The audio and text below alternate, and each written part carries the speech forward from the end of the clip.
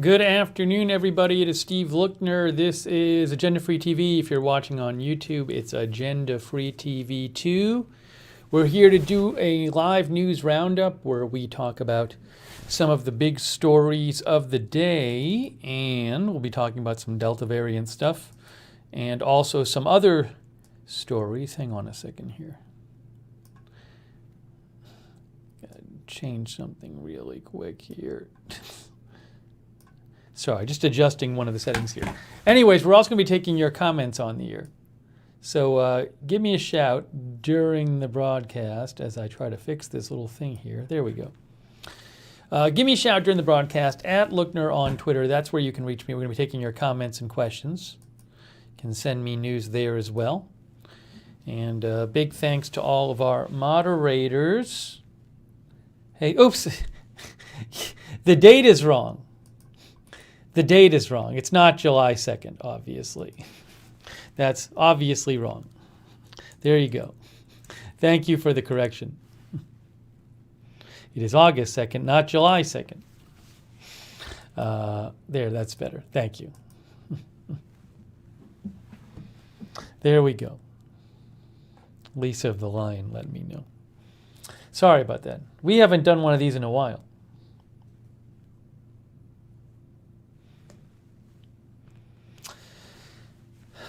Okay, hey, thanks to our moderators too. Ooh, hang on, let me do this real quick. Let me get the chat rooms all open up here.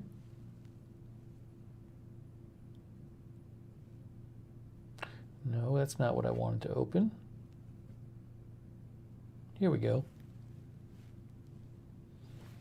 All right, we got moderating right now. We got Lady Edith and Danny James and Sarah Joy.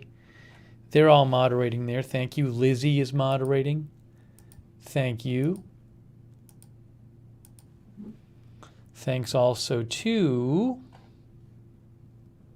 our moderators Mark and NC on Twitch. Thank you.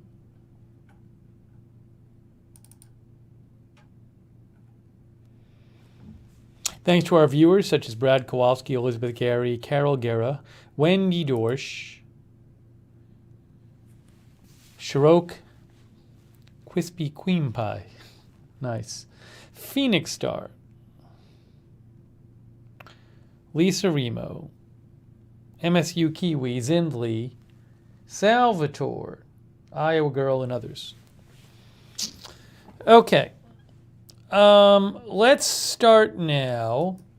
So we're going to talk about some Delta variant stuff.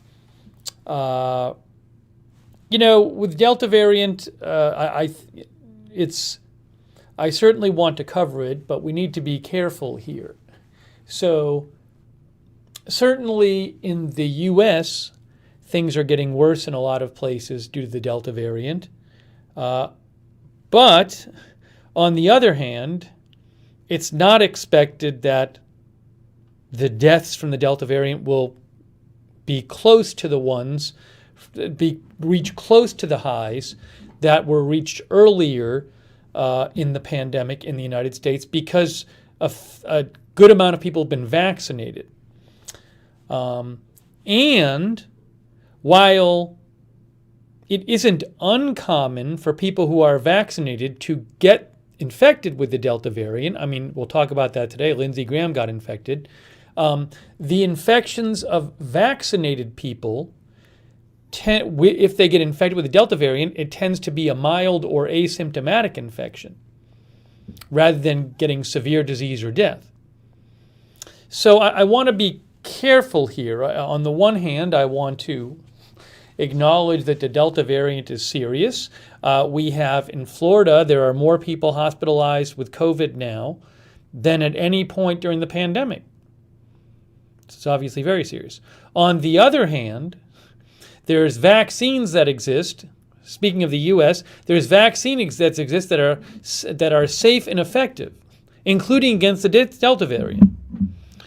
So, on the one hand, I don't want to be dismissive. On the other hand, I don't want to be hysterical.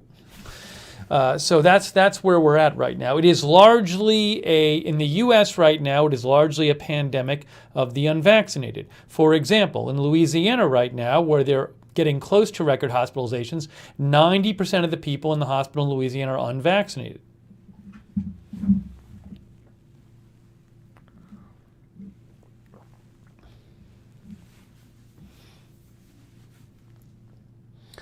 So anyways, we're going to be talking about some specifics. But, you know, on the one hand, I don't want to be dismissive. On the other hand, I want to be realistic and not hysterical.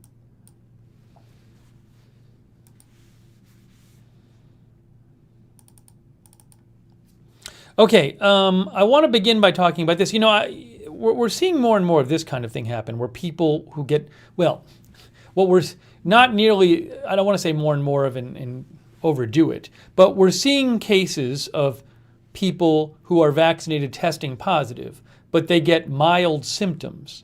So, for example, Lindsey Graham, senator, today said he had tested positive for COVID even though he's been vaccinated. But he also said his symptoms are mild. And he also said he was glad that he got vaccinated because it could have been much worse. So he said today, I was just informed by the House physician I have tested positive for COVID-19 even after being vaccinated. Which isn't a surprise. I mean, the vaccines were not designed to keep you from getting the infection. The vaccines were designed from keeping you get very sick or dead. I started having flu-like symptoms Saturday night and went to the doctor this morning. He said, I feel like I have a sinus infection and at present time I have mild symptoms. I will be quarantining for 10 days. I am very glad I was vaccinated because without vaccination, I am certain I would not feel as well as I do now. My symptoms would be far worse.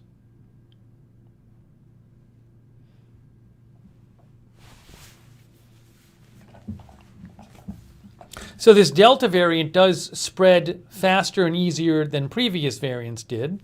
Also, looks like there's more of a risk of getting it than there was with previous variants if you've already been vaccinated. At the same time, the data suggests that the vaccines are still quite effective at preventing severe illness and death from the Delta variant. Also, here's another person who had a similar announcement today. This is from Guy Benson, Fox News contributor, political editor of townhall.com, hosts a radio show. He posted this earlier. He said, just announced on Guy Benson's show that despite being fully vaccinated, I tested positive for COVID over the weekend. I'm now one of those breakthrough cases. My symptoms are very mild, thanks to the vaccine. I feel fine while isolating. My message and why I'm upbeat and grateful. And I know one thing, like I listened to some of his message, and one thing he says, thanks Moderna, thanks Operation Warp Speed. He's very thankful for the vaccines.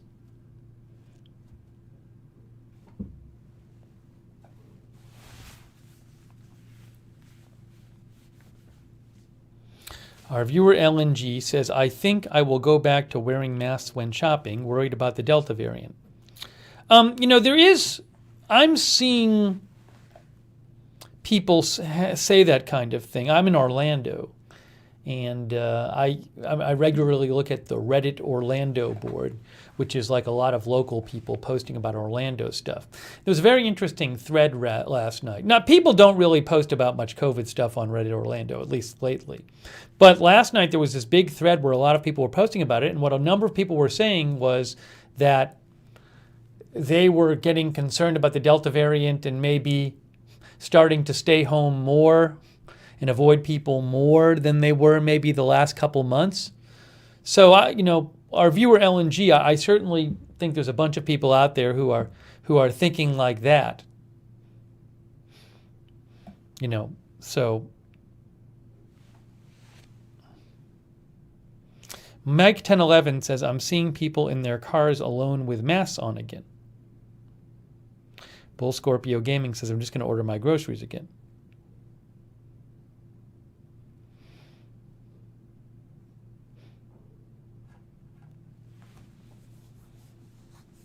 Roberson says, I wouldn't worry if vaccinated. So again, I mean, what we do have a case is, we're seeing, I'm not going to tell you what to do, although I would certainly suggest you pay attention to what people like the CDC say and what your local authorities say. But at the same time, we are seeing cases like the ones I just mentioned, where you have some people who are vaccinated testing positive, but at the same time, largely speaking, their symptoms are mild and they're not getting really sick if they've been vaccinated.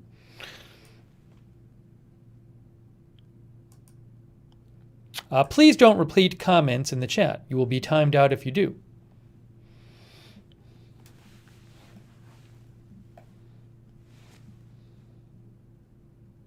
GG says, I'm not taking any chances. I'm being cautious when outside.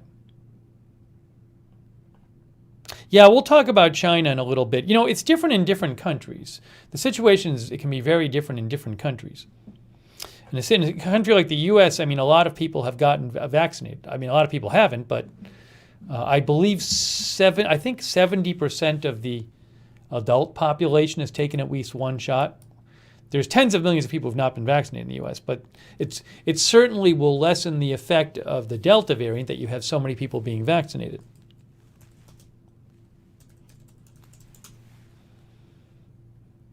See, look. U.S. reaches 70% COVID vaccine milestone for adults, about a month behind Biden's goal. So it's a very different situation than it was, 6 months ago in the U.S. There's other countries where very few people are vaccinated. Or, we'll talk about China, but in China, you have people, I believe, who've largely, if not all, been vaccinated with Chinese-produced vaccines, and there are some open questions about how well the Chinese vaccines work against the Delta variant.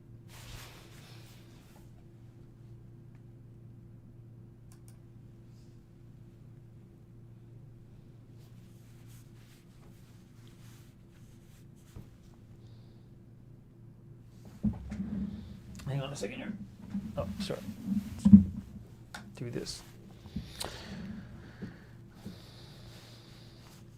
Iowa girl says, I feel like it's inevitable to get it now. I am vaccinated.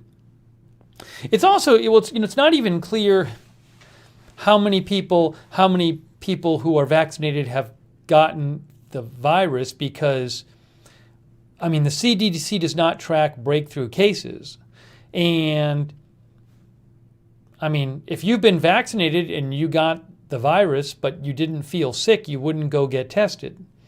So I don't know. It's not clear how many people have gotten the virus who've been vaccinated. It's not clear how many people have gotten the virus at all. It is a important issue when it comes to immunity, because if you get the virus, you should have some immunity after.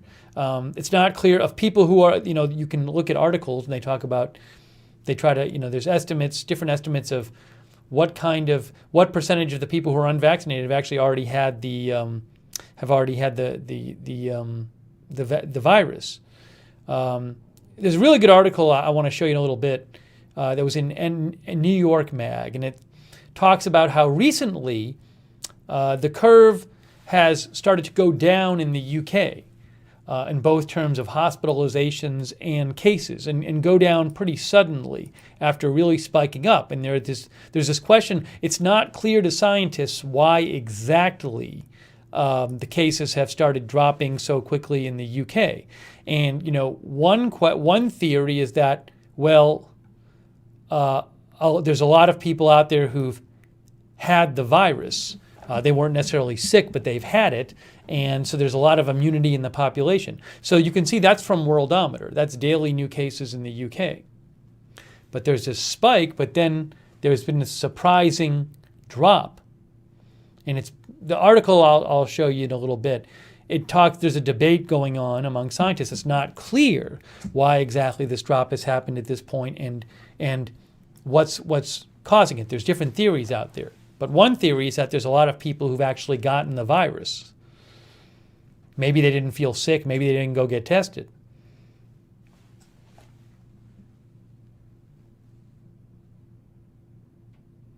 Gareth says cases dropped soon after schools closed for summer and more people going on holiday too. Again, there's different theories. It's not clear to scientists why those cases have dropped like that so suddenly, but we'll talk about that. So there's also a question of whether that's going to happen in the U.S.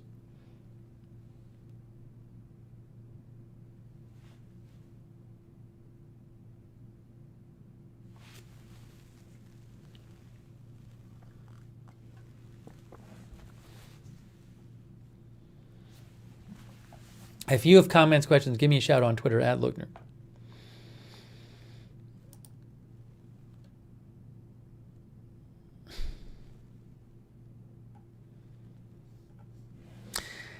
And one of our viewers, Revon, just messaged me about the San Francisco mask mandate. There's different places, some different places in the U.S. that are bringing back mask mandates.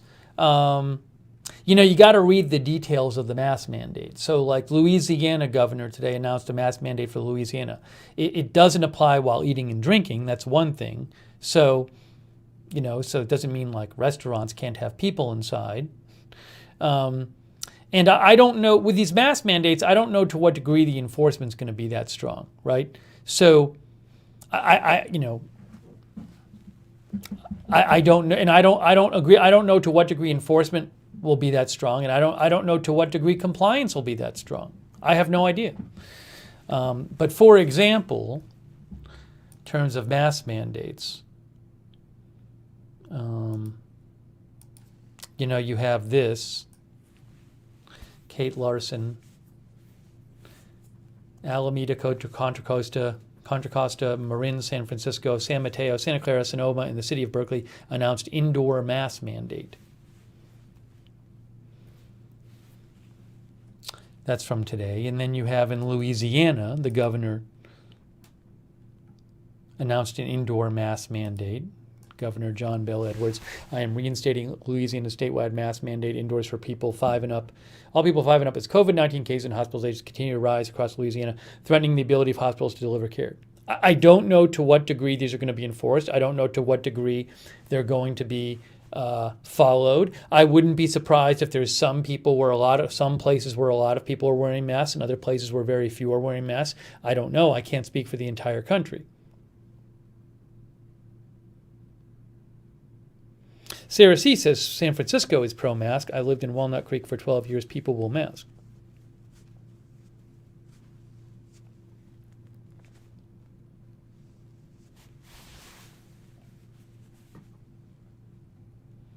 Hey, thanks, by the way, Kirk Spaziani. I really appreciate your support, Kirk. Thank you. Kirk Spaziani. Also, thanks so much, Haniel Vargas. Haniel says, any word on whether breakthrough cases among those vaccinated with the J&J vaccine is higher given its much lower efficacy rate? I don't believe the J&J vaccine has a much lower efficacy rate. I haven't heard that. There was initially a lower efficacy rate in the testing for J&J, but that may have been due to the fact that it was tested at a different time under different conditions. But anyways, any insight on this would be appreciated, Steve. So one thing, in terms of whether the J&J is less effective against Delta variant than the other vaccines, I don't know. I haven't heard anything personally definitive on that. I do know this. It's not clear whether there's research being done right now into whether people who got the one-shot J&J, whether it would be recommended for them to get a second shot because of the Delta variant, right? So that's a common question among people. I know people who've gotten the J&J, and it's a question of, well, if I've gotten one J&J shot, would I be better off with two J&J shots? Because people who got Moderna got 2 shots. People who got, Pfizer got 2 shots. That is being investigated right now. That's being looked into. You ultimately have to look at the data. You have to see what the data says.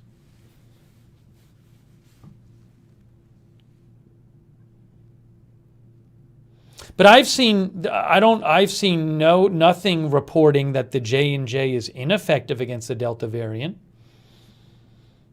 or much less effective than the Moderna and the Pfizer. I mean, if you find reliable reporting on that, please let me know, but I haven't seen any reporting to that extent.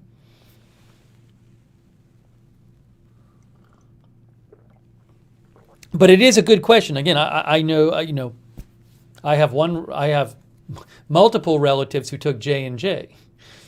And that's a concern they have.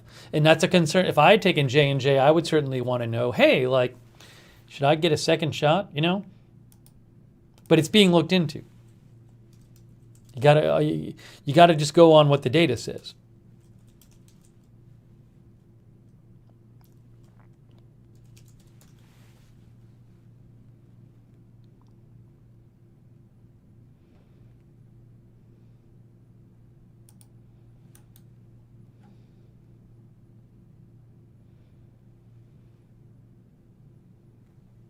I just saw an interview with somebody a couple days ago talking about this. Who was it?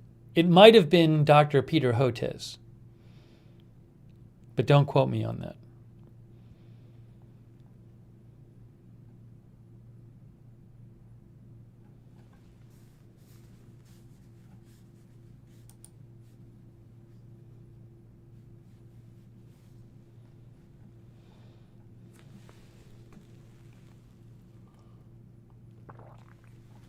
And you got to be careful with headlines. For example, this is 2 weeks ago. It's a story that says J&J vaccine may, not is, may be less effective against Delta, study suggests. Okay? Now, if you actually read the story, it says the J&J vaccine, according to a new study posted online, the J&J vaccine is much less effective against the Delta and Lambda variants than against the original virus. Although troubling, the findings result from experiments conducted with blood samples in a laboratory and may not reflect the vaccine's performance in the real world.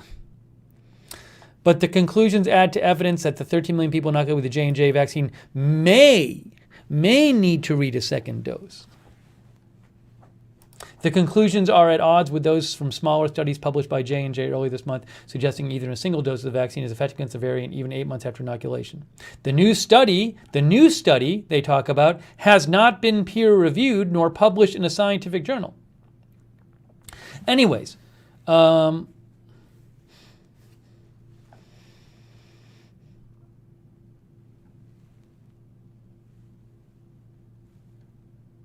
other experts said the results are what they would have expected because all the vaccines seem to work better when given in 2 doses. I've always thought and often said the J&J vaccine is a 2-dose vaccine, said this virologist. So, it's just, you got to be careful. It's something that scientists are looking into. They're amassing data about it.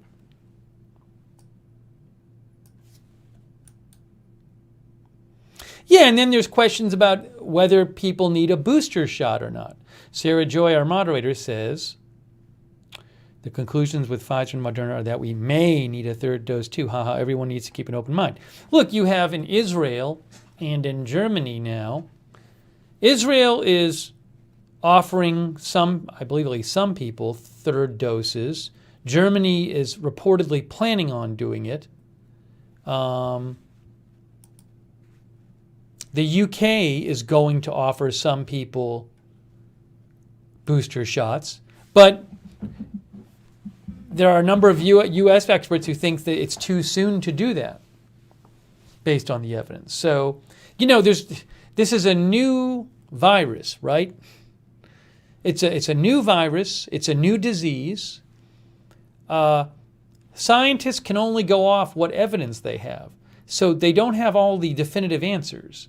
And as science, this is the way science works, as more data comes in, scientists will adjust their views on the virus, on vaccines, on the disease, based on the data. So you just have to, not every question has a definitive answer right now. For example, how long does a big question now for a lot of people is, and for scientists that are looking into is, does the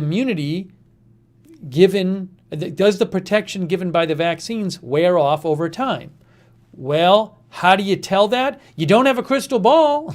You just got to wait and look and see what happens to people. Do people start getting sick or not? That's how you know. And there's no way to rush that. So you got to wait for the data. You got to see what happens.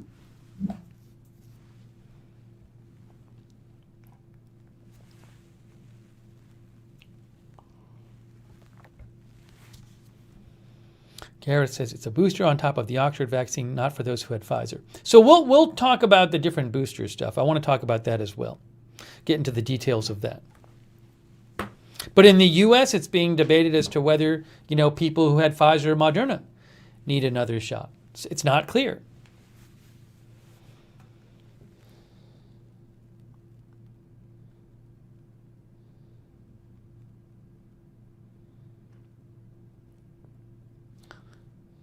Salvatore says, wonder how these new strains arise. Viruses, just by their nature, they mutate all the time. They make imperfect copies of themselves frequently. So sometimes those imperfect copies, sometimes they have a little change in the genetic code, which makes the virus, spread better than the previous version, for example. But it's natural for viruses to change over time. A lot of the changed versions, though, don't do as well as the original version, so you don't see them anymore. But once in a while, you can have a virus mutate, and the mutated version actually, just by dumb luck, is more fit to spread to people than the or more fit to propagate itself than the original version. Yeah, we'll talk about the some of the booster stuff.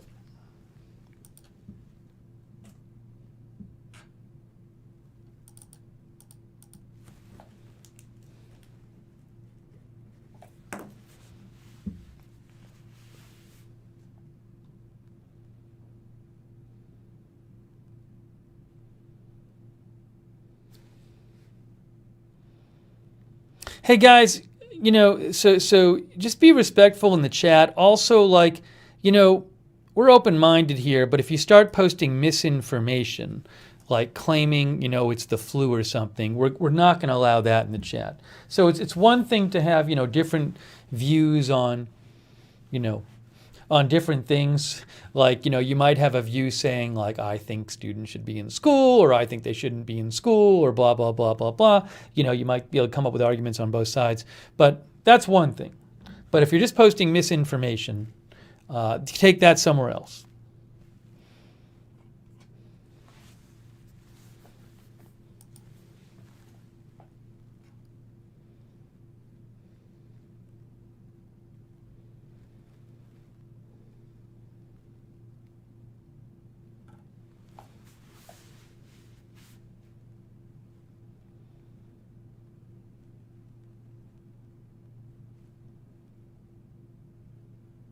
Nightboat to Cairo says, another proposed reason why UK cases might be coming down is because there's been a longer gap between 2 doses that people have had of the vaccines.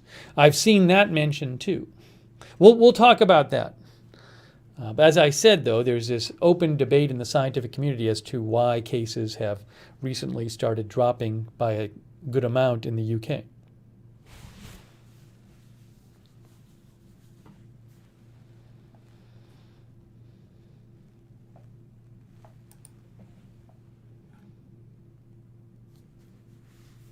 Oh, Soma Amar is moderating. Thank you, Soma, for moderating. Thanks for the Facebook stars also, Soma.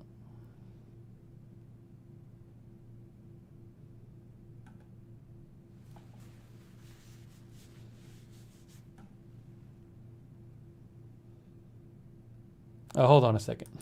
Yeah, see, this is where I have to do this with the misinformation and stuff.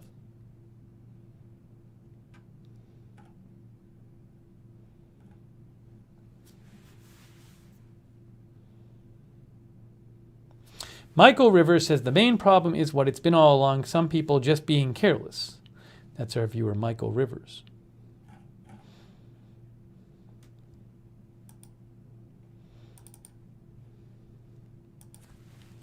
Let's talk about some of the booster stuff.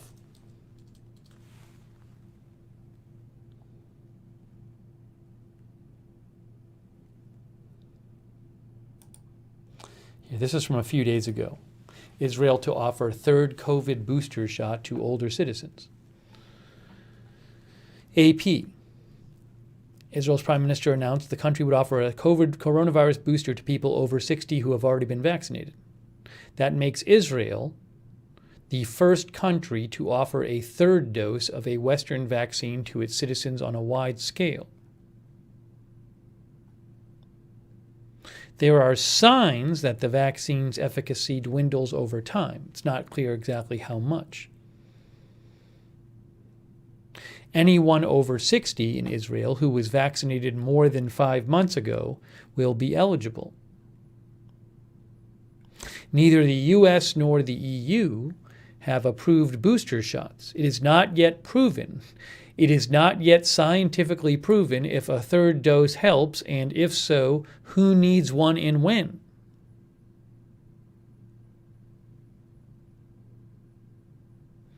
But the Israeli Prime Minister said a team of expert advisors had agreed overwhelmingly that it made sense to launch the booster campaign. Preliminary studies in Israel have indicated the vaccine's protection against serious illness dropped among those vaccinated in January. Israel has used the Pfizer-BioNTech vaccine on its population. Previously, boosters were used in some countries with the Chinese and Russian vaccines. So that's Israel.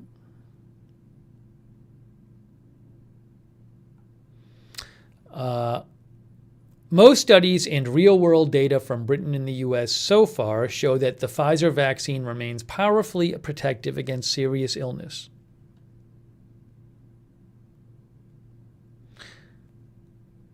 Just Wednesday, Pfizer released data from its long-running 44,000-person study showing that while protection against any symptomatic infection declined slightly 6 months after immunization, protection against severe COVID-19 it remained at a steady 97%. Earlier this month, Israel's health ministry announced protection against severe disease was around 93%. The World Health Organization said earlier this month there's not enough evidence to show a third dose is needed. So, again, there's open debate in the scientific community about whether a third dose is needed. Some countries are starting to offer it.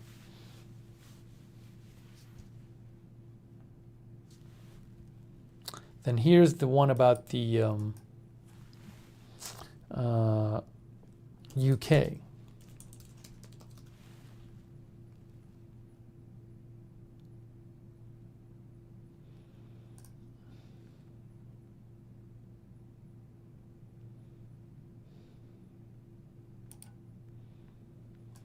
Britain to offer booster shots for 32 million people next month.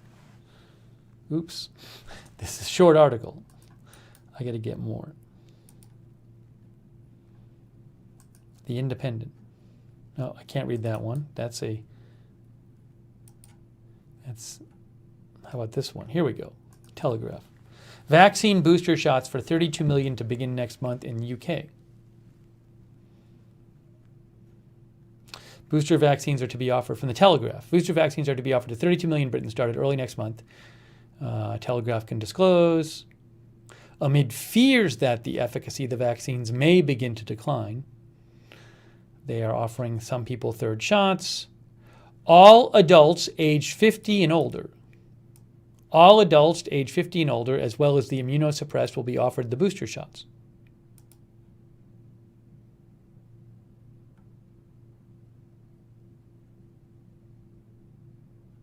Ministers are considering giving people a different booster shot to the shot they received for their first and second dose. It could mean a significant reduction in the use of AstraZeneca shots. 7 shots are being tested as the booster.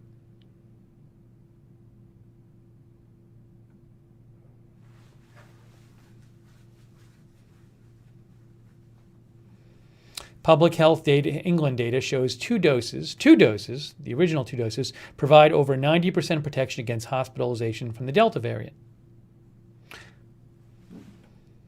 I assume is that AstraZeneca? I think most people in the UK got AstraZeneca.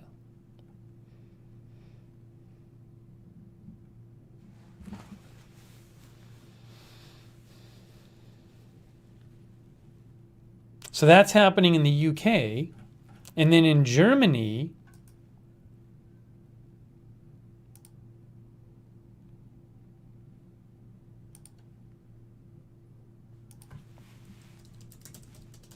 there's reporting that says they're going to offer boosters. Oh, look. Germany will offer vaccine booster shots starting in September, says New York Times.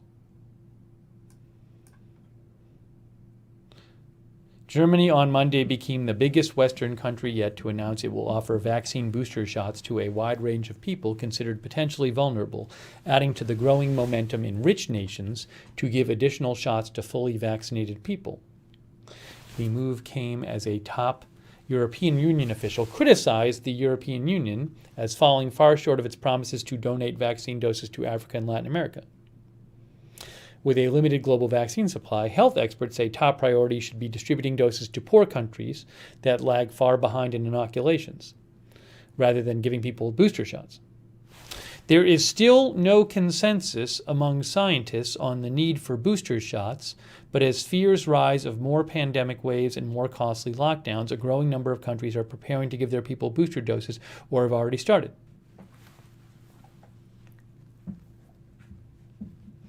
Germany, starting in September, wants to administer a booster of the Pfizer, BioNTech, or Moderna vaccine to older people, residents of care homes, and people with compromised immune systems, and to anyone who has already gotten the vaccine but had the AstraZeneca or Johnson & Johnson shots.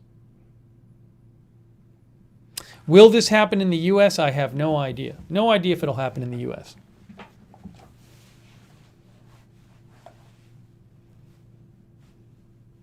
But several countries now, Israel, UK, and Germany, saying they're going to give booster shots.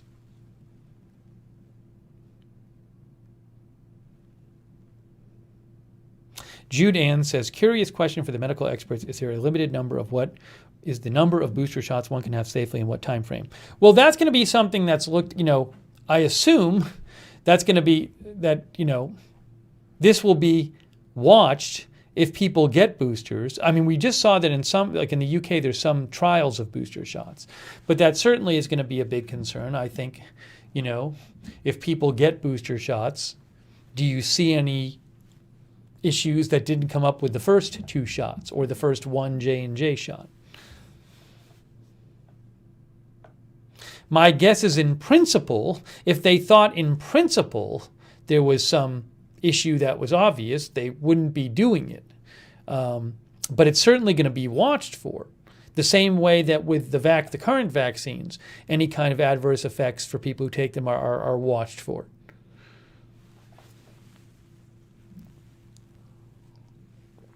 Our viewer Madison thinks in the U.S. you will have booster shots before the end of the year.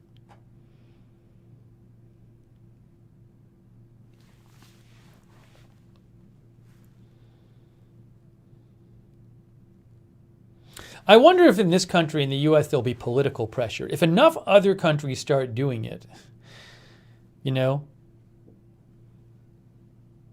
like say that you might say you might have like will the AARP start lobbying for it or something? Look, I know older people and have older relatives who got vaccinated months ago, so it's certainly something I'm concerned with as well. And also, as somebody who's been vaccinated myself, I certainly would want to know if it were the case that vaccine effectiveness dropped off significantly over time. But again, it's just not clear.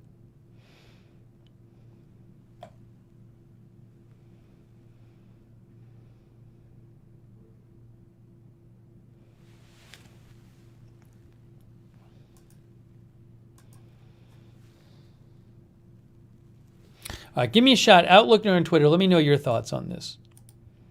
So I don't know what's going to happen with booster shots in the U.S.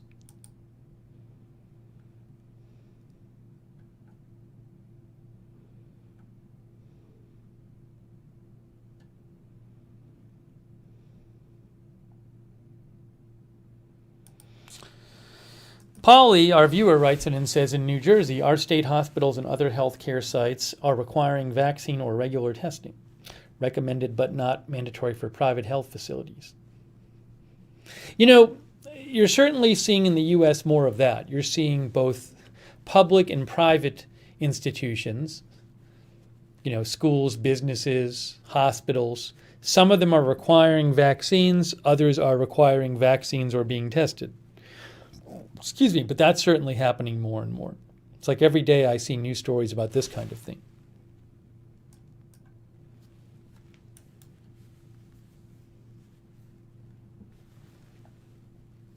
Hey, Jake Snakes just got first vaccine shot. Congrats, Jake Snakes.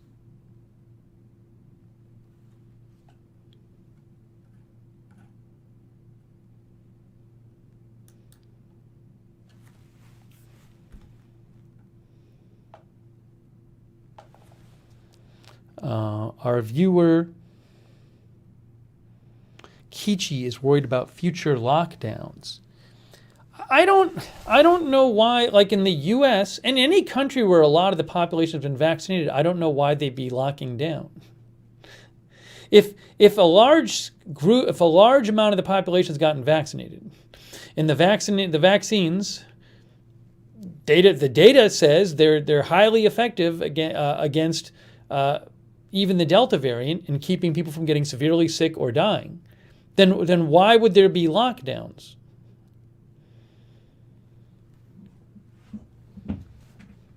I mean,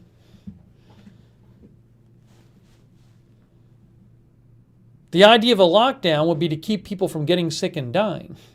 Also you keep but you don't want for example, you don't want hospitals to get overwhelmed. But there's much less of a need for lockdowns if a good degree of your population is vaccinated. So I can't imagine there will be lockdowns in the U.S. again, unless something really changes with the virus. If there was some new strain of the virus that the vaccines didn't work on, well, then you could see some lockdowns. But I don't really. I mean, I see people saying this once in a while. I don't know why. Why would there be lockdowns?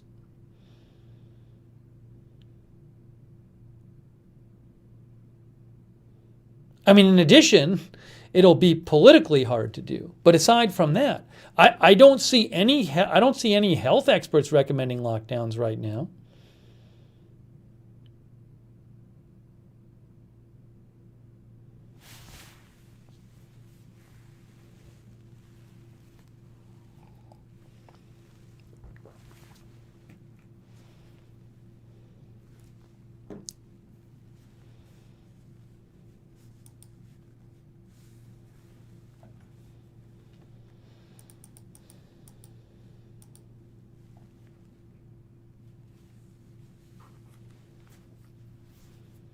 Sarah C. says, if kids get sick, yes, they would lock down.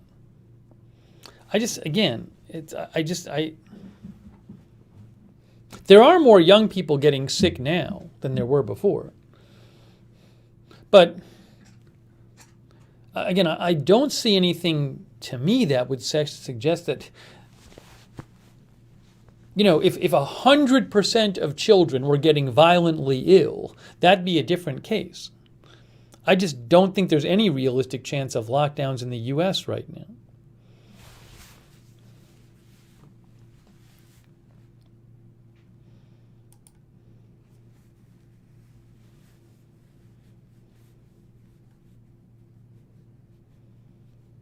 Let's look at this article from NY Mag. I really like this article. I want to talk about this article. It's very good.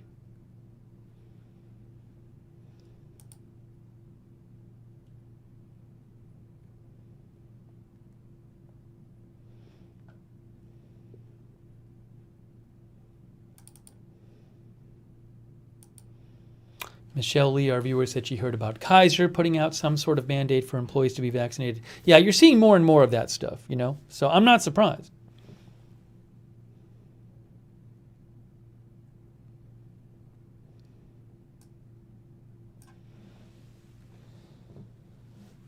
This is a really good article.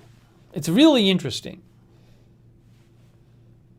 Really, really interesting article. This is from NYMag, nymag.com by David Wallace Wells. The UK's Delta surge is collapsing, will ours?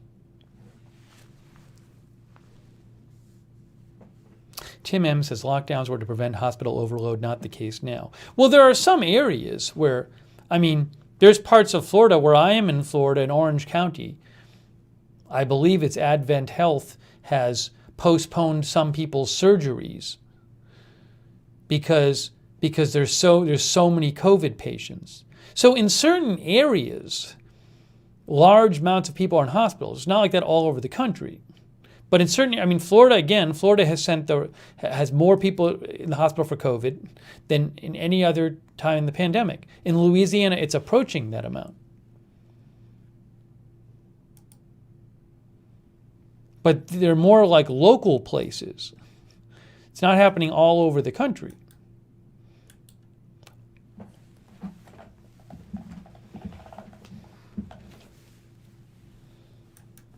I would assume places where fewer people are vaccinated.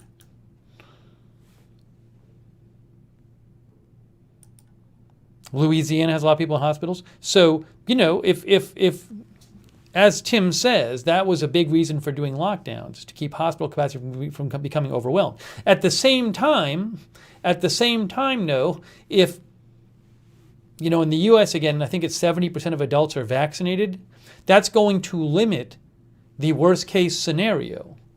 It's very different. The worst case scenario is very different in a country where 0% of people are vaccinated versus 70% of adults are vaccinated.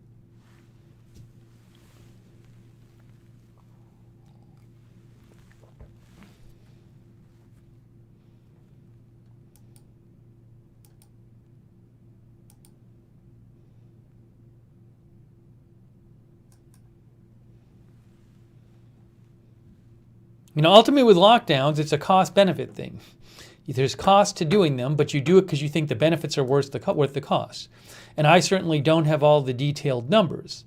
But I have to that the fact that that so many people in the U.S. have been vaccinated now is going to change, is going to lessen the benefits that you might get from a lockdown, because it'll lessen the worst case scenario of people in hospitals. So I am not seeing any public health experts right now advocating lockdowns. This is a post about Louisiana from Cyrus Chapar, but it just White House COVID data director. But oh no, that's not the one I wanted. This is a different one. Anyways, it's interesting. He points out that a lot more people there are getting vaccinated lately in Louisiana. This is here. If we can blow this up, he says, seeing a remarkable increase in the number of newly vaccinated people in Louisiana. I think people are getting scared of getting sick. That's what it looks like to me. Looks like to me in a lot of the hot spots, people are getting scared of getting sick, and then now they're taking the vaccine. That's what it looks like is happening to me. But anyways, this is the number of people vaccinated by date in Louisiana.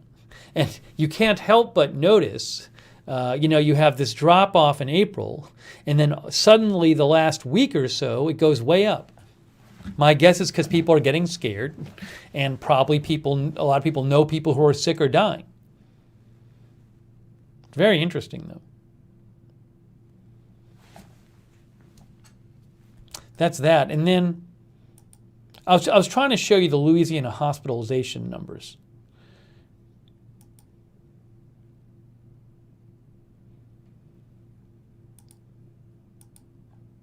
Here it is. Jeff Asher. Louisiana reports about roughly, 1,900, almost 2,000 people hospitalized with COVID. That's plus 85 from yesterday and blah, blah, blah. But here's this diagram he posted of during the pandemic. That's Louisiana hospitalizations. And you can see that they're almost at a record level in Louisiana. Look at how fast they've gone up. In Florida, they are at a record level now.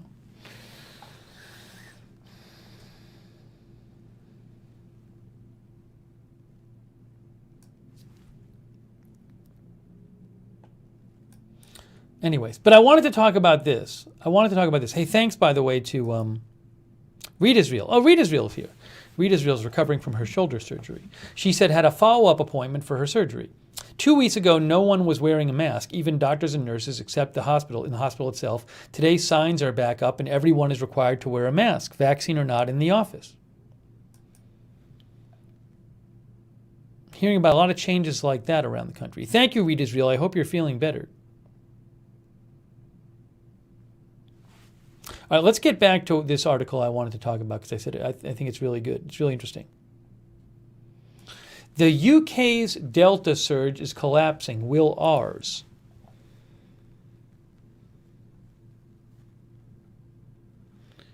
Let's see. I don't want to read the whole thing. Where is it here? Blah, blah, blah, blah, blah. In countries with roughly comparable vaccination rates to the U.S., the Delta surge has already peaked and begun a rapid decline, suggesting that such a turn here is possible or even quite likely within a few weeks. In the UK, the Delta surge began in mid-May, then peaked in mid-July. In the Netherlands, it began at the beginning of July and already peaked.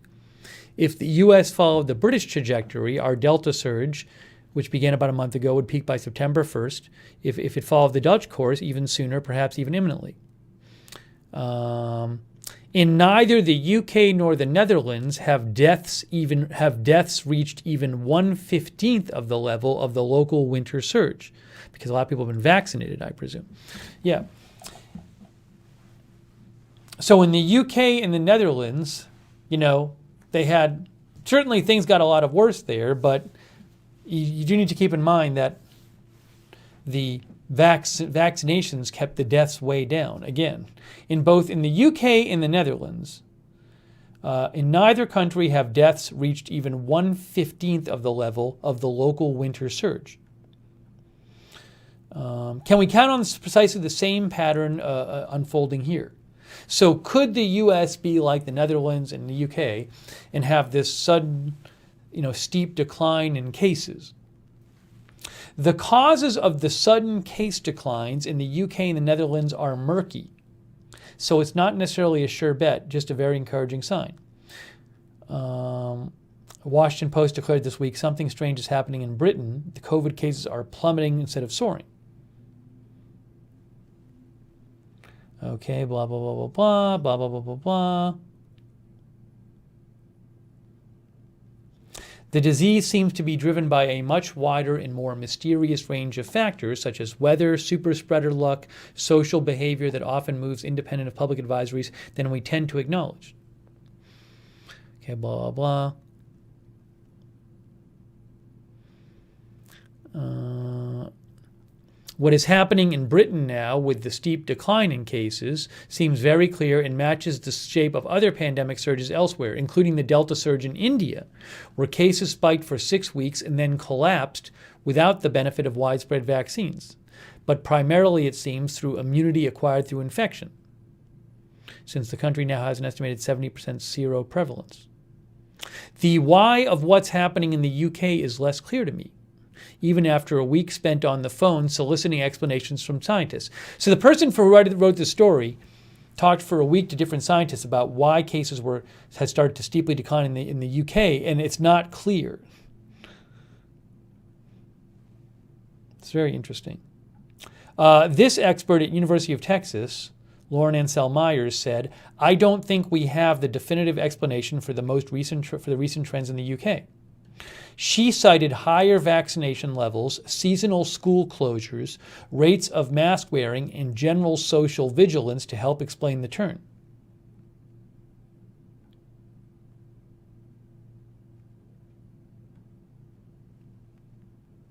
Also, this expert at the London School of Hygiene and Tropical Medicine said, "We've got a lot of accumulated immunity in the UK, particularly among older groups. That means a lot of transmission susceptibility is really concentrated in the younger groups." Blah, blah, blah, blah. Oh, let's see here.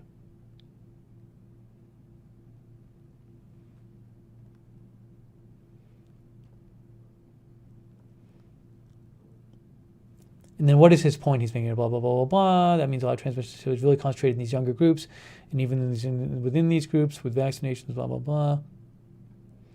Anyways, he said, nevertheless, he said, immunity alone probably doesn't explain the across-the-board collapse in British cases because the vaccine coverage is so much spottier than the trend would suggest. Instead, you'd likely need widespread behavior change within those groups, particularly among the young males who had really driven the surge. So again, you have these scientists posting different factors, maybe it's a combination of factors, for why in the UK the cases have dropped suddenly.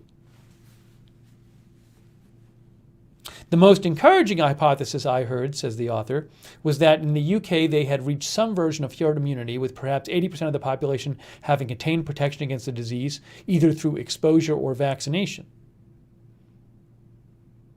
Unfortunately, American estimates of how many people have been infected here are much more hodgepodge, a sign of how poorly the disease is being tracked by the country's public health infrastructure.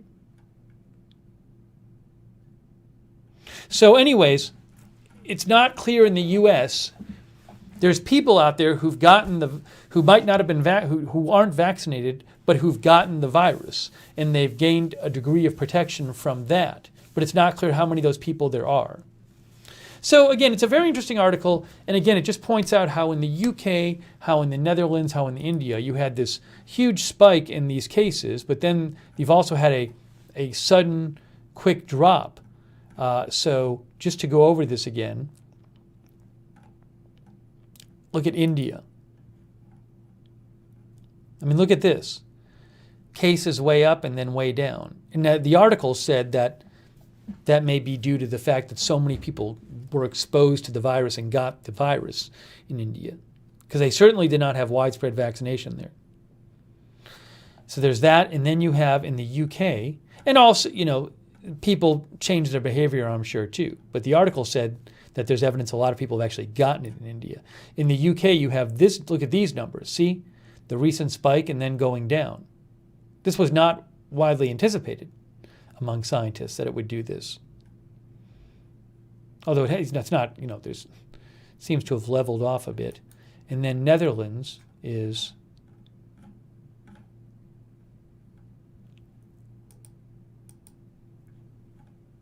again, sudden, large spike in cases, but then look what happens after. So will something like this happen in the U.S.? Because the U.S. right now, things are going up. This is all from Worldometer, by the way, these charts. But if we go to U.S.,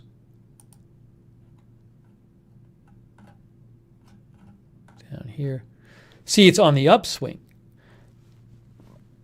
So, but will it eventually, in the next few weeks or so, keep going up and then go down suddenly, like those other countries? Don't know. It's an interesting article, though. Will it be like something like, oops, no. Will it be something like the other countries where it does this, I don't know. Anyways, it's a really good article. I would recommend reading that article. It's a really good discussion of what's happened in some of these other countries with Delta variant and what might happen in the U.S. It says the UK's Delta surge is collapsing, will ours. Came out yesterday. It's really good. I highly recommend it by David Wallace Wells. If you Google it, you'll find it.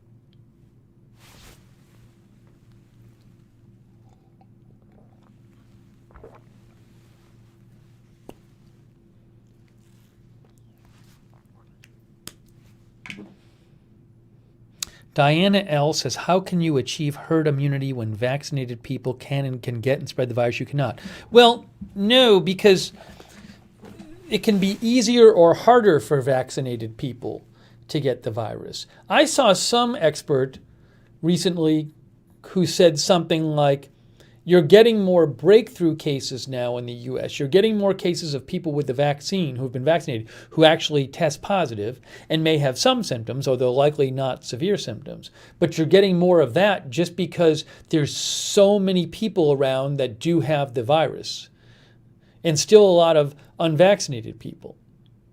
So the vaccines don't give perfect protection against getting infected. It's believed they give significant protection against getting infected. But if enough of it is around you, you get more and more chances to get it. So if, you know, if the whole population is vaccinated, even if the vaccine doesn't give perfect protection against getting the virus, it'll make it so hard for it to spread. So just because the vaccine isn't perfectly protective against getting infected doesn't mean it can't contribute to herd immunity if enough people just need enough people getting vaccinated. There's a difference between a vaccine giving no protection against that getting the virus and giving very high but imperfect protection against getting the virus.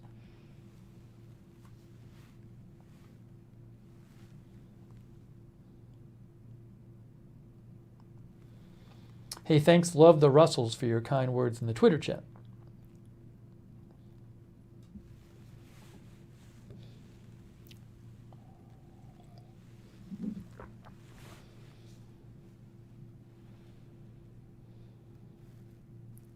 All right, give me a shout with your comments at Lookner on Twitter.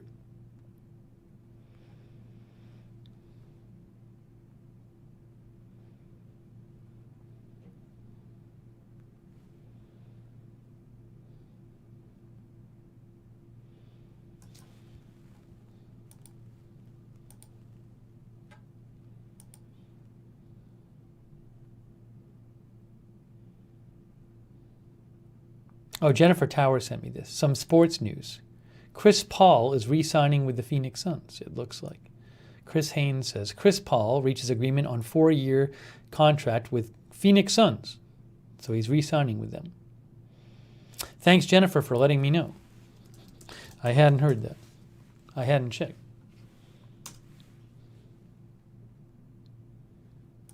Adrian Wojnarowski said the same thing.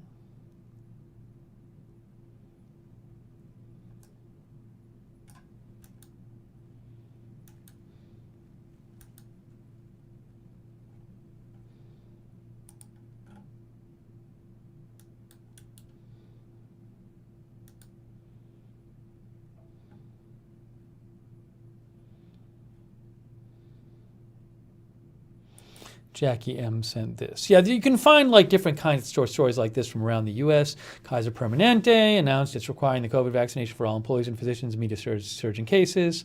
So again, different companies, businesses, hospitals, schools are starting to, more and more of them are starting to require vaccination.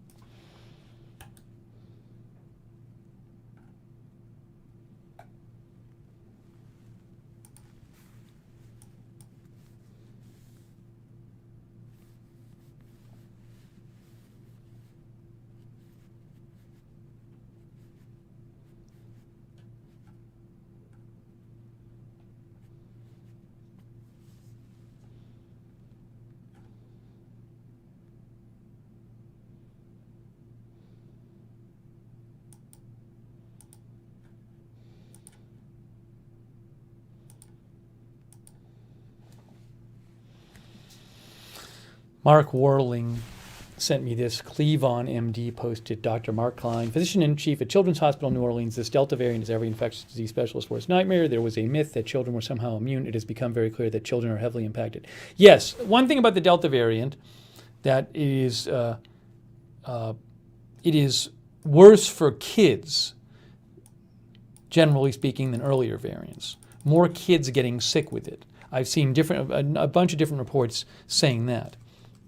You can find a lot of stories talking about that.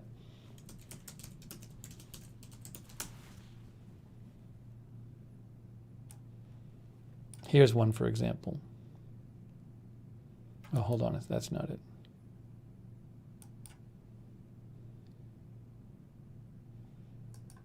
Delta variant more apt to make kids sick. Pediatric cases on the rise in Louisiana as schools reopen. That's from New Orleans Public Radio. We are seeing more children sick with COVID now with Delta than we have at any other point in this pandemic, said the state's health officer.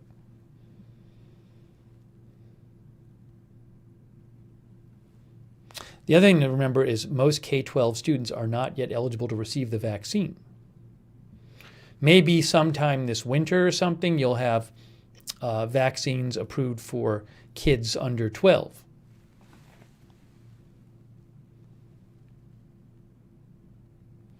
There are several reasons why Delta may be more apt to make kids sick, Cantor said. For one, it's more transmissible. The Delta variant is also more powerful. People who contract the Delta variant have up to 1,000 times more virus in their body than those who contracted earlier variants, said Cantor.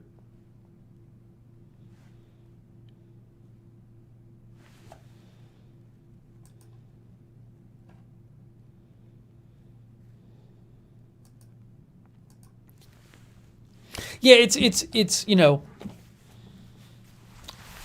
this has been discussed in different news outlets, but so it's not a new reporting, but you certainly have concerns with, you can understand how parents could be concerned if kids were going back to school, because kids, if you're under 12, you can't get vaccinated. So, and you have more kids getting sick from this variant than previous variants.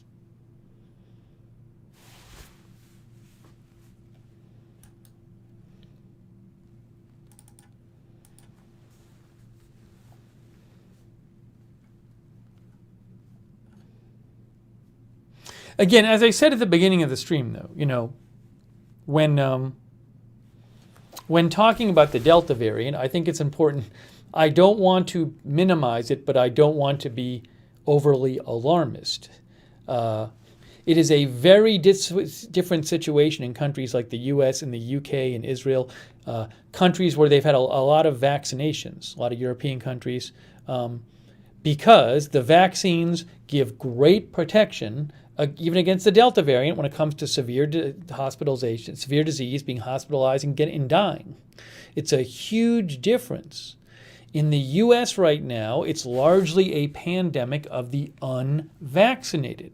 Doesn't mean that it's impossible for vaccinated people to get sick, but you're highly unlikely to get severely ill if you've been vaccinated.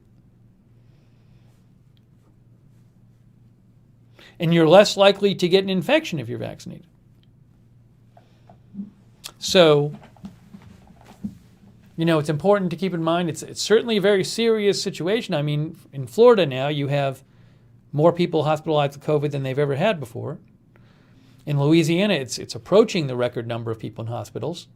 But at the same time, it's a very different situation because a lot of people have gotten vaccinated and therefore are highly protected against severe disease or illness and death. So I don't want to minimize it, but I don't want to be overly alarmist about it.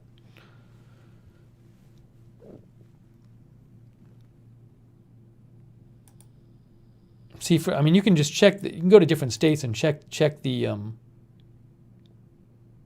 on a second here. Why is this not loading? You can check the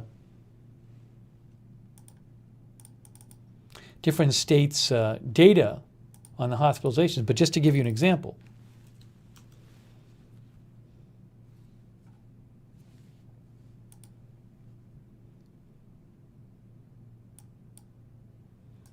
COVID data dashboard, Louisiana Department of Health.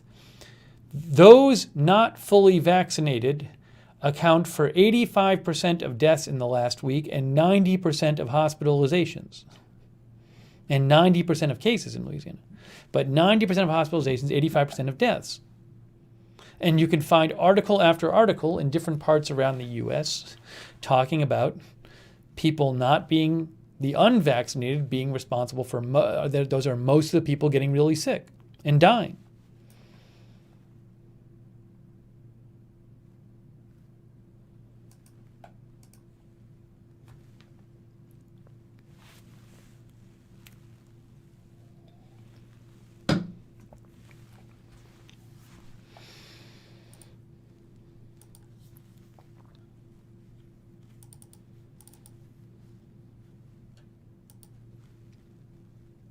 Oh, we should talk about the China thing too.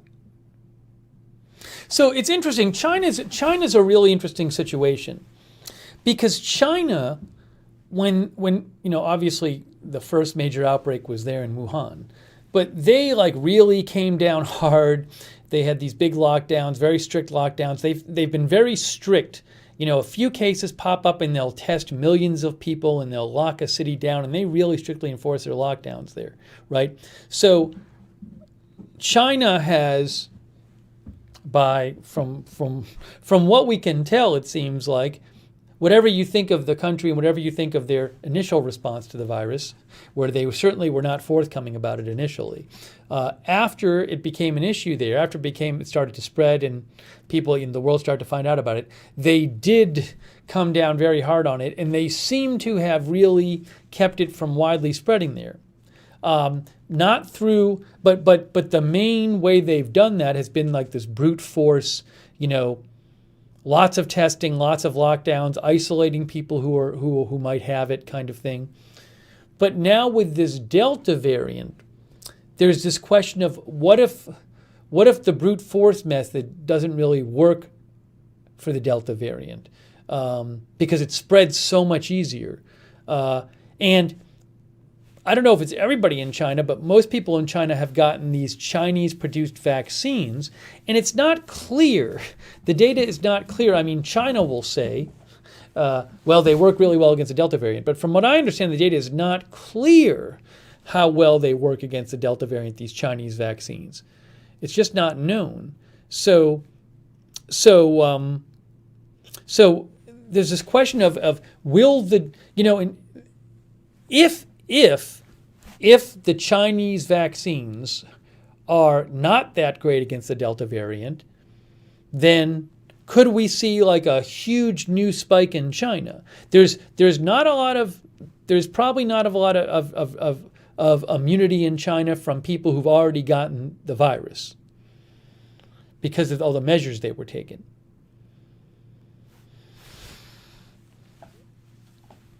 There was a good article about this today.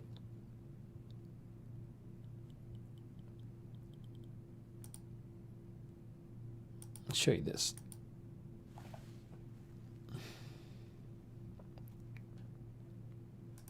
Michael Smith with Financial Review. China prepares for hard lockdown as Delta cases spread.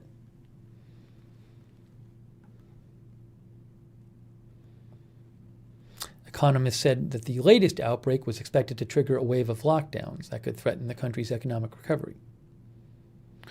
Okay. The latest outbreak in China has spread to 15 provinces around the country and dozens of cities. Although the number of cases in China are relatively small compared with the thousands of cases being reported in countries around Asia each day, China's heavy-handed response and a zero-tolerance approach toward the pandemic is expected to trigger lockdowns and extensive travel restrictions.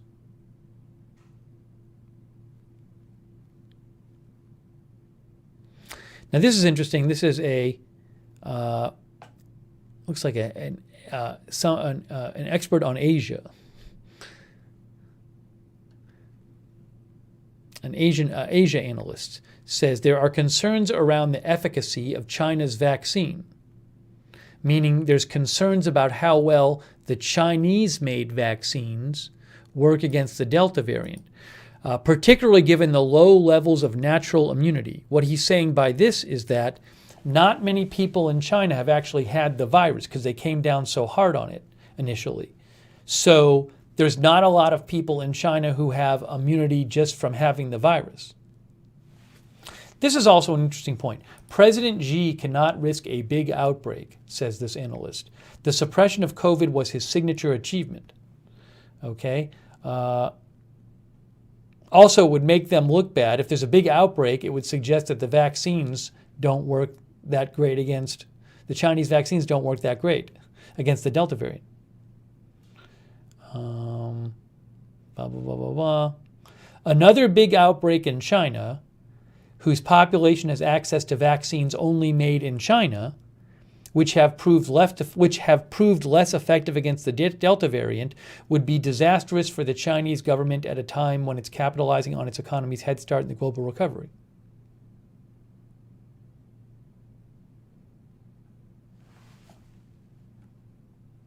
It's interesting.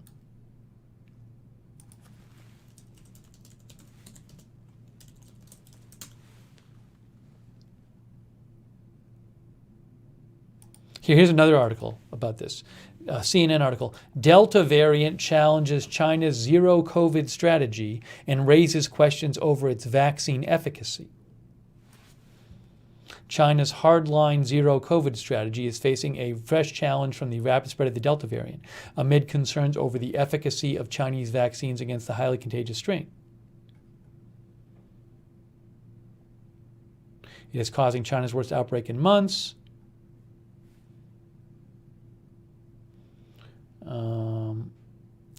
China reported 328 local infections in July. Although that's only a fraction of the cases reported in countries like the US and the UK, it is perceived as a serious threat in China, where authorities attempt to keep local infections at zero.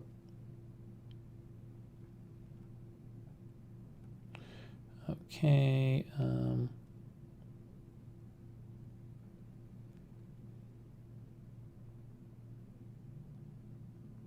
The rapid spread of the Nanjing cluster to cities across the country has triggered concerns over the level of protection offered by Chinese vaccines against the Delta variant.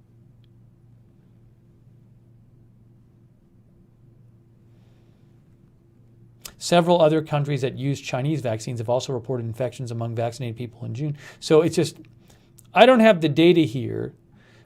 Chinese experts have tried to assure the public that Chinese vaccines are still effective against the Delta variant.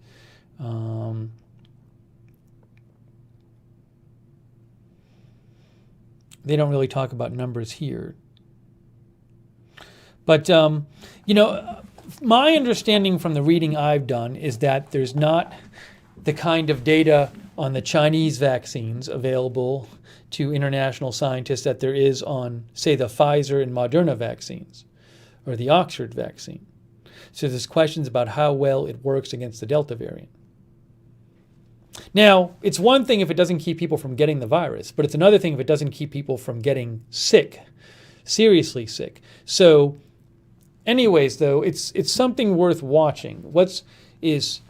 China's been really coming down hard, strict lockdowns, even when there's just a low number of cases. So will the measures that have kept the virus from spreading widely in China so far, will they work against the Delta variant? And, how much will the Chinese vaccines that have been distributed help control it there? So I'm very interested in seeing what happens there. I hope a lot of people don't get sick there, but we'll have to see.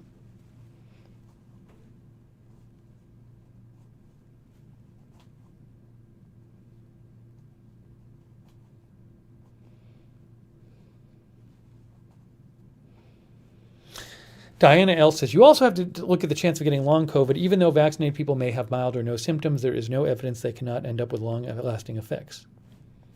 That is not something I'm an expert on. But especially in terms of, I don't know what, say, percentage of people.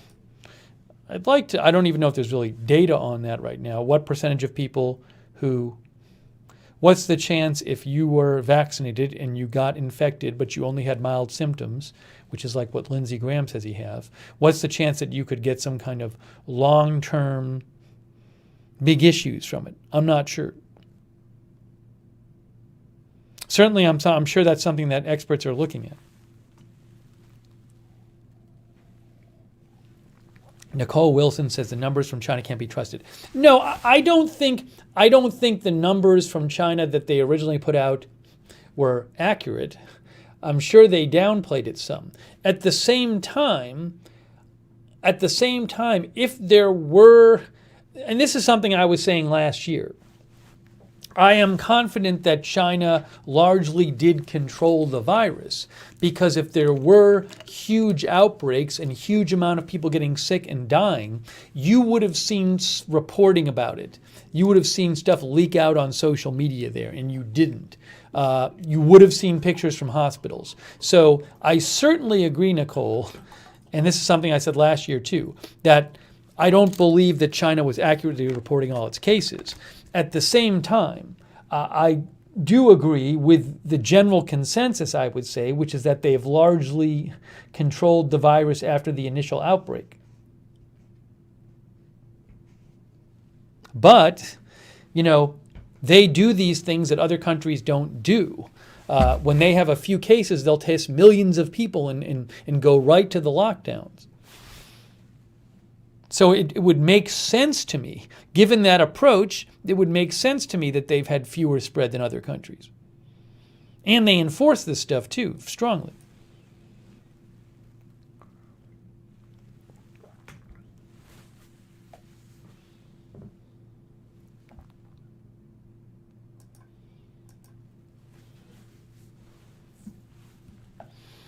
All right, so that's something I'm going to be watching for, what goes on in China. Hey, give me a shout. Let me know your thoughts at Lookner on Twitter. This is our News Roundup show. We do one of these once in a while where we just kind of talk about some of the big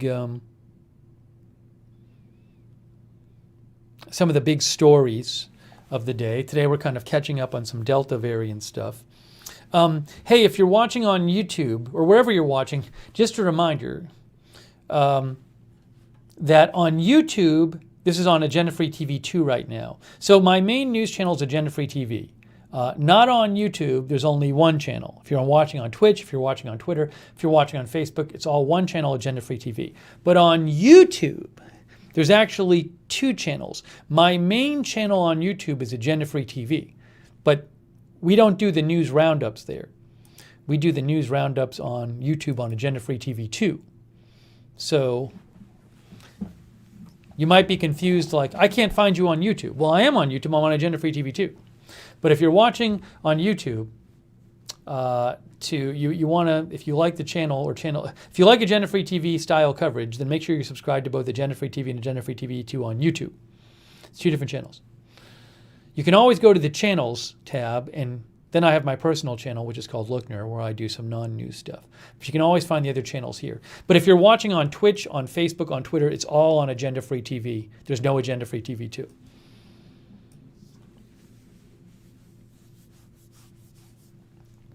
Thank you, Atlas Spoke, for subscribing.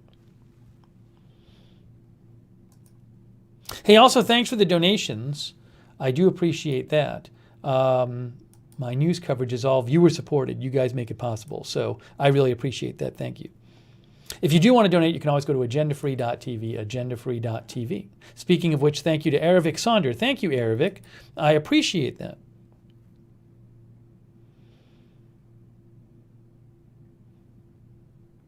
I want to talk about some non-COVID stuff today as well. Oh, thank you, Timothy O'Connell, Soma Amar, and Lorenzia Rogers for the Facebook stars. Oh, Mark said that B&O said that they actually did hit the all-time high of hospitalizations in Louisiana. Yeah, I was saying before it was approaching the all-time high.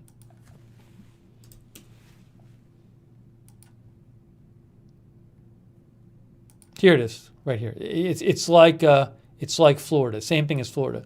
Florida yesterday hit their all-time high in hospitalizations for COVID, for the outbreak, and then Louisiana today, says B&O Newsroom, hit their all-time high. Again, most people hospitalized in the U.S. are unvaccinated. I just showed you the Louisiana Department of Health website, which said 90% of the people in the hospital are unvaccinated.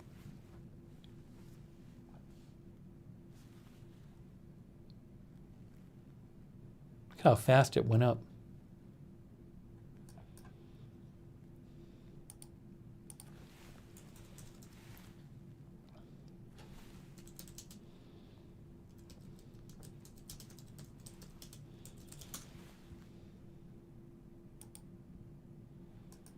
Again, just to show you this again, 90% of current COVID hospitalizations are people who are not vaccinated, not fully vaccinated. 90%.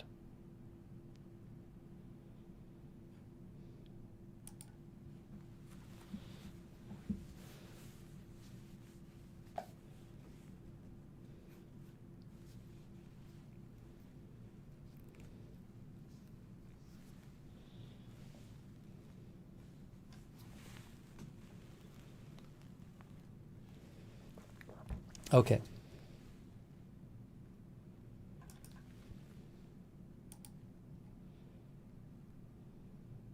Talked about that, talked about that, talked about that.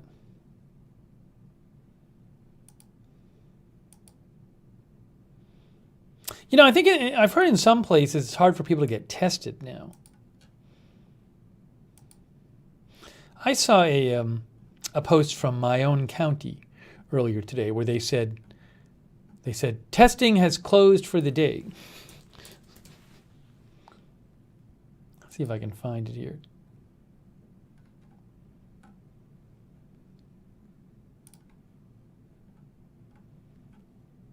Here, look. This is one site. Orange County, Florida. COVID-19 testing at Barnett Park has reached its daily capacity. That's at 2:27 p.m. and is now closed to new cars. I've heard in some places it's hard to get tested.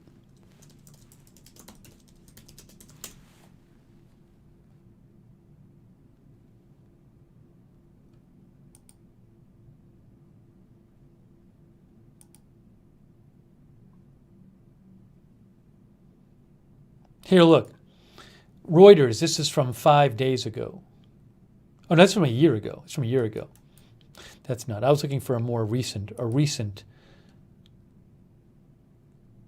I mean, here's something. This is News for Jax, Duval County. News for Jax, this is from today.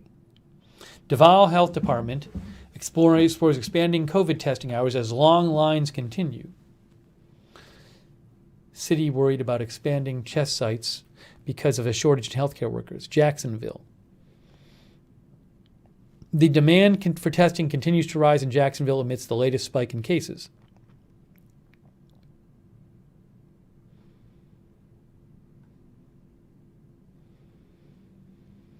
There were long lines again on Monday. Residents lined up for hours outside the Springfield office despite scorching temperatures in Jacksonville.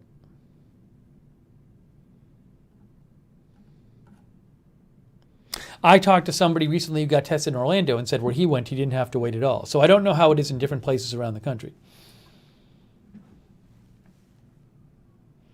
Tracy Johnson thinks they will probably soon start opening more testing sites that were closed. I mean, there's certainly going to be increased demand the more that, with this Delta variant wave.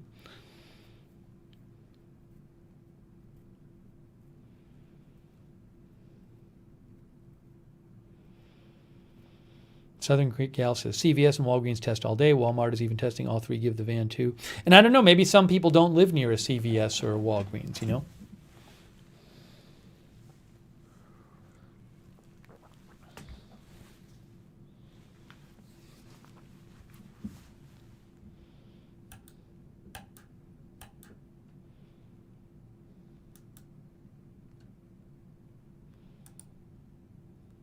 And then, like in Florida, Elizabeth G says, are all those people being tested sick? I don't know, what the degree of people being sick is, or maybe they need to get tested to fulfill some requirements somewhere. But I mean, the current, the rate of, in my county, which is Orange County, the current rate of positive tests is 21%, which is a huge number. 1 in 5 people tested Sunday infected with COVID-19 in Orange County. That's from Orlando Sentinel. But the 21.4% positivity rate was the highest this calendar year in Orange County, the sign the pandemic is worsening here as it is in most of Florida. But maybe, that rate might be lower if they had more testing. I'm not sure.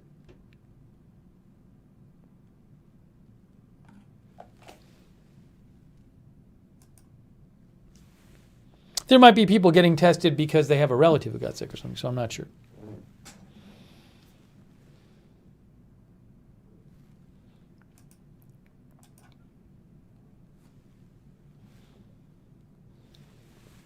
Okay. Recyclops says that's a crazy positivity rate. Yeah, that's a very high rate. But I don't know, relatively speaking, were more people getting tested a few months ago. I don't know to what degree you can compare rates. I don't know if you can directly compare rates over time. Like just because the positivity rate is higher in Orange County, Florida now than it was, say, 3 months ago, does that mean that a greater percentage of people are sick? Because if they're testing a lot fewer people, then maybe that would affect the positivity numbers. I don't know. I don't know enough about it. But it's a high number. It's a very high number. Bucci says, as a business owner in Florida, it has become extremely problematic balancing who stays and who goes. We've had 3 positives thus far.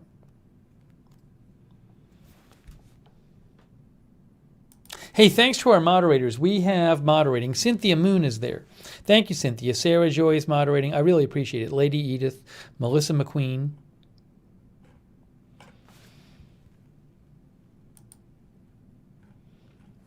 Mark and NC.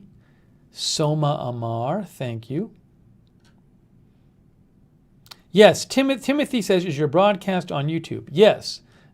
To explain again, there are 2 channels on YouTube. I have 2 news channels on YouTube. Only on YouTube. The news roundups are on Agenda Free TV 2. My main channel is Agenda Free TV. Sorry, you probably just tuned in. I just went through this like 10 minutes ago. So I think you probably tuned in right after I said this. So on YouTube, there are 2 channels on YouTube. Subscribe to both of them, Agenda Free TV and Agenda Free TV 2.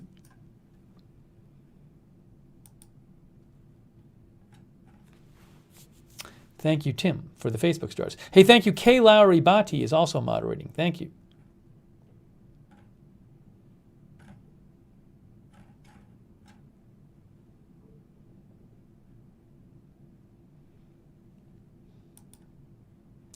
Papa Bear and Racing Neophyte are also moderating. Thank you.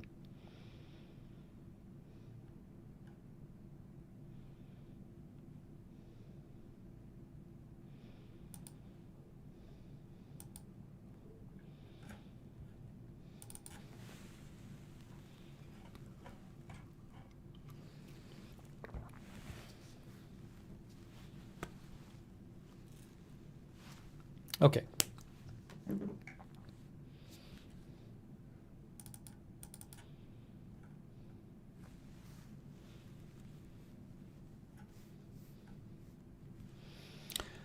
All right, I think right now,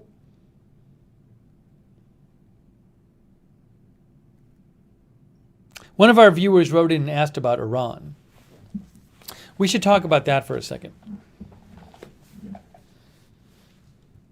Let's talk about Iran for a second, because that's interesting. Hang on a second here.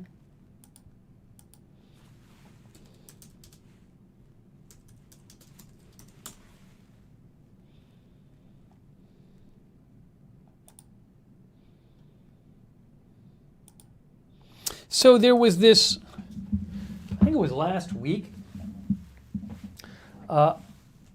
Israel and the US and the UK and others blame Iran for this attack on a tanker that was linked to Israel. And, you know, Iran has been carrying out, the consensus is that, I would say, the general consensus, Iran might not agree, but the general consensus is that Iran has been carrying out attacks for the last, certainly they did it last year. Once in a while they'll attack ships. But this one was different in nature. This involved drones, and crew members got killed. So it's an interesting, well, it's not good that would happen, but there's this question of how will Israel specifically respond? And the U.S. says it's going to join a response, but I assume that might not be military. I got to show you the Elint News tweet about that too. But it's interesting just because I don't remember last year, previously there being an attack like this one with drones flying into the ship. So you can see it says here, U.S. blames Iran for drone attack on Israeli-linked tanker. Wall Street Journal. the U.S. joined the UK and Israel in blaming Iran for a fatal drone strike on an Israeli-linked tanker near the coast of Oman in the Arabian Sea. The U.S. said it would work with allies to develop a response to the incident. Now, you could have like a group response and also an Israeli military response or something. What is Israel going to do?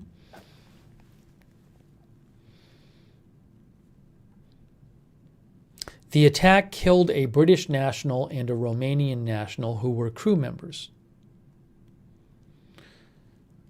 The ship called the Mercer Street was targeted. The deaths of the two crew members were the first after numerous strikes in recent years on ships in the region. So there hadn't been crew deaths in recent years on attacks in ships in the region.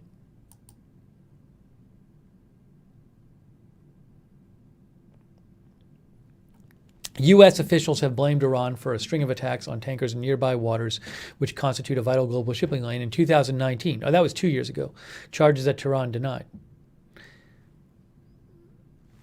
I want to get some more details about the actual the drone attack part of it. Let me show you this.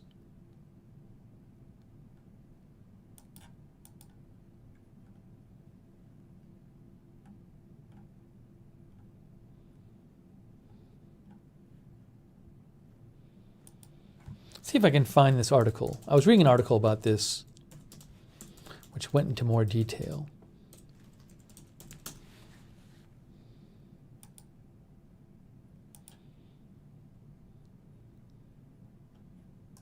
Seth Frantzman, who is a reporter and analyst, is interviewed here. Oh, I haven't actually seen this article. He wrote a different article I read. What does this one say? Frantzman, Gaza escalation not up the ante on drone warfare. No, that's not what I wanted.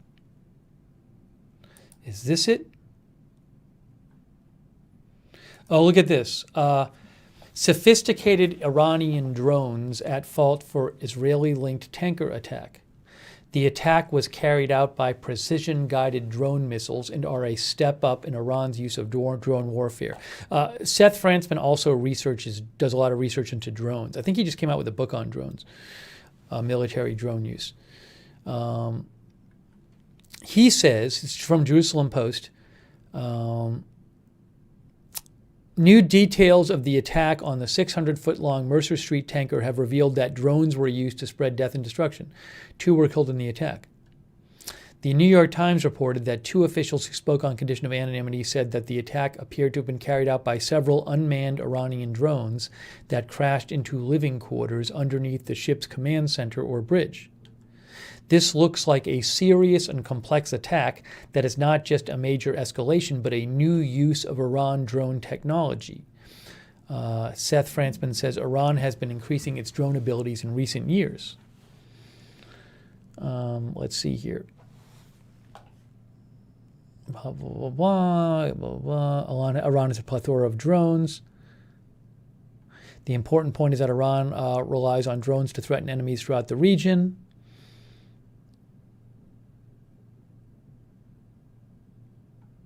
The reported use of numerous drones against the ship could mark a new era in the Middle East and a major red line, as drones are being used against ships. Using several drones to precisely target parts of the ship, such as the bridge or living quarters, may indicate advanced surveillance and intelligence capabilities. It is unclear if Iran's drones can be piloted once they are launched by a ground control station. That means an attack on a ship is complex as ships are in constant movement, and it's unclear how Iran might program the drones to strike the ship precisely. Even at anchor, a ship will shift around in the tide or wind. How could the drone target specific areas unless it was controlled up to the impact? These are key questions. That's really interesting. He's saying, and when you think about it, right? Given that the ship is either moving, the ship is going through the water, or even if it's sitting in the water but going up and down, it would seem like you'd have to have a active control over the drone to make it hit its target, in spite of the movement. If Iran has reached a new level of precision drone strikes and is using them against shipping and deadly attacks, this is a major milestone. Iran may also be moving these drones to the Houthis or others, or basing them on ships.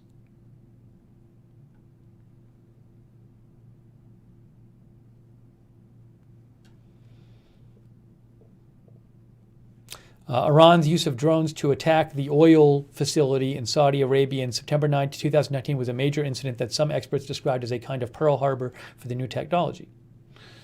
Okay.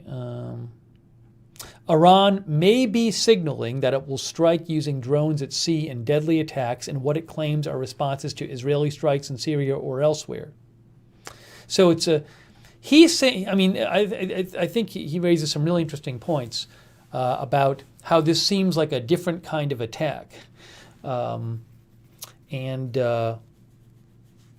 we'll see if they do more of this stuff. And then there's also this question of, will Israel look at this attack and want to deter this kind of thing happening in the future? Like, how is Israel going to respond to this? This was like an oil tanker. It wasn't a military ship, but it's linked. It's Israel linked. It's Israeli owned.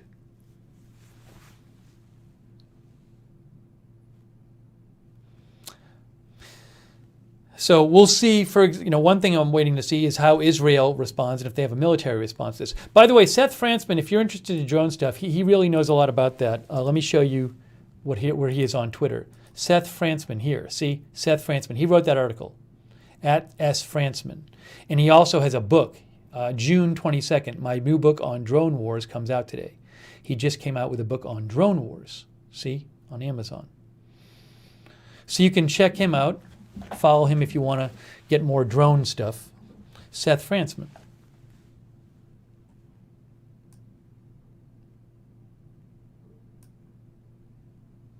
Let me know your thoughts on this, at Lookner on Twitter. Oh, by the way, real quick, I wanted to show you this eLint News tweet. So the U.S. today said that they blamed Iran for this too, and that they were going to coordinate a response. Let's see. eLint News had said something about this. Yeah, I agree with this. eLint News said, will UK and US conduct military operations against Iran in response to tanker attack? Almost certainly not. They're likely prepping for a diplomatic attack pushed by Israel at the UN. Will Israel conduct military operations against Iran in response to tanker attack? Very possibly.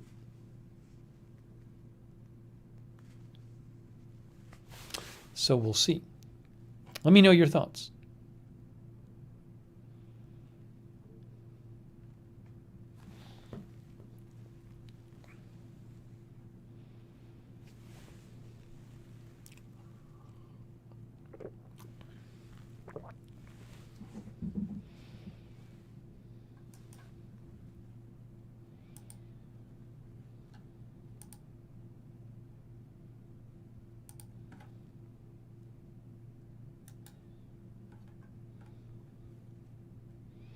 I'd like to see some more analysis on what Israel might do.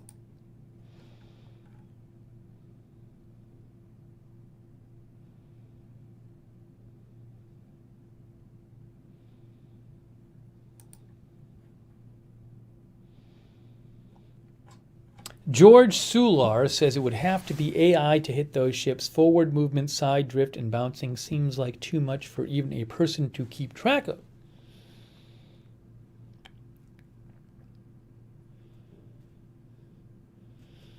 I don't know enough about the technology. Now, Seth Frantzman seemed to think that it could have been human controlled. But I understand your point, George.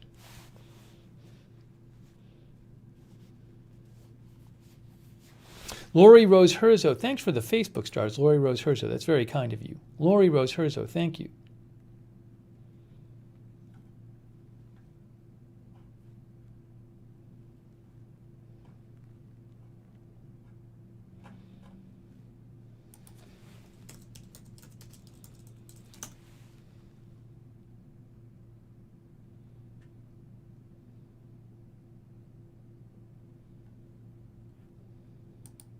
What is this article here? Hold on a second here.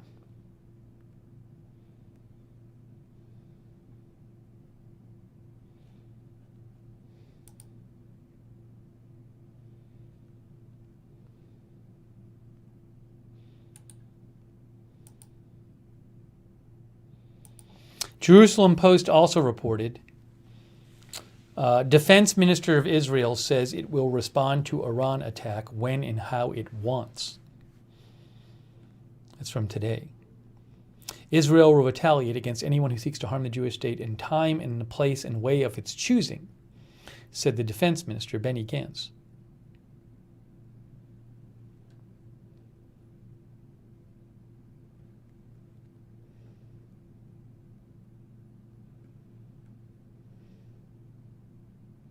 Any other analysis in here? Let's see.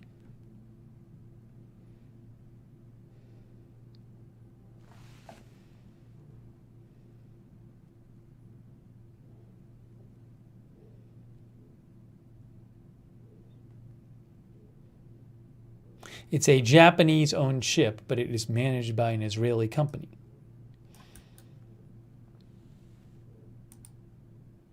This is from Axios, U.S. consulting with UK, Romania, and Israel in response to alleged Iran attack. A Romanian national and a British national were killed in the July 29th attack on the ship, which is managed by an Israeli company. So I don't know what's going to happen with the response.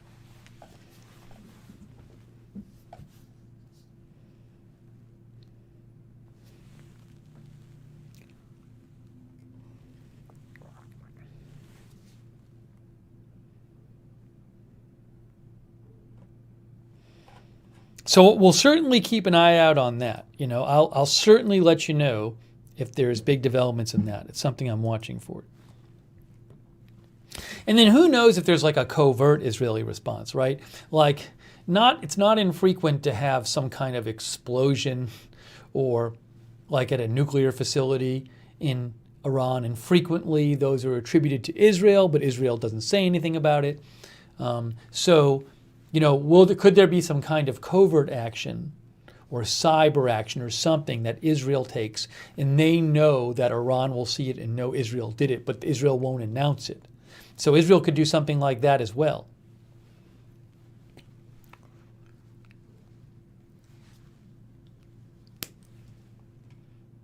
Devotee says, what does it have to do with the U.S.?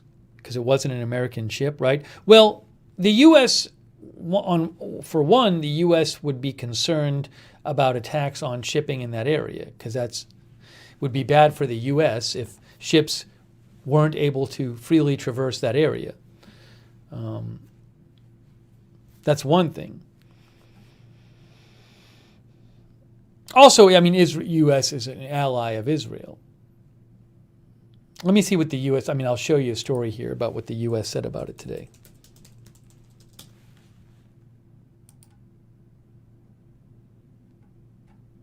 Hang on.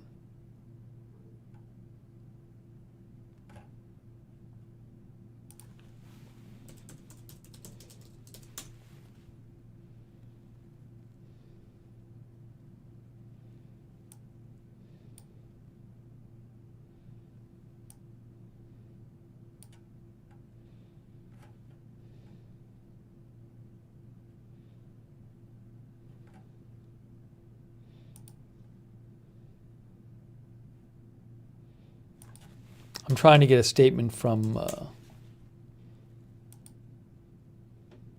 Blinken. Let's see here.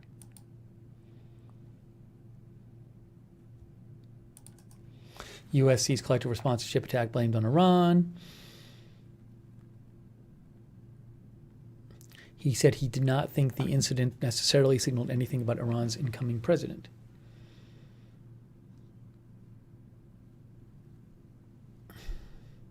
The Secretary of State Blinken said,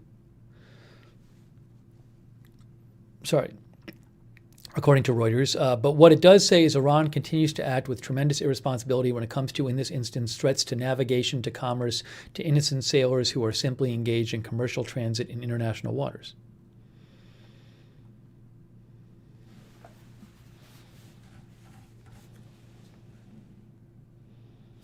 Where does this happen? Roberson said, is this the Persian Gulf or something like that? It's off the coast of Oman. So it would be See, it would be outside. The Persian Gulf is in here. So it's near the Persian Gulf. But Oman is here. So I don't know where the ship attack exactly happened. It was off the coast of Oman. But that would be, I presume, outside of the Persian Gulf. But, just outside it. And here is Iran right here.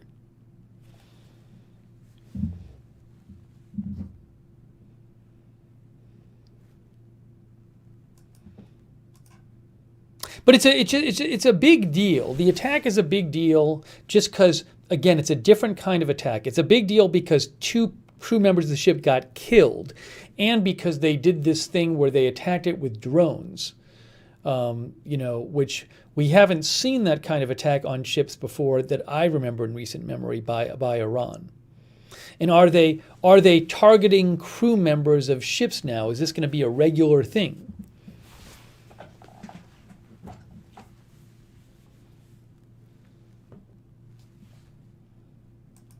All right. So we'll keep an eye on that.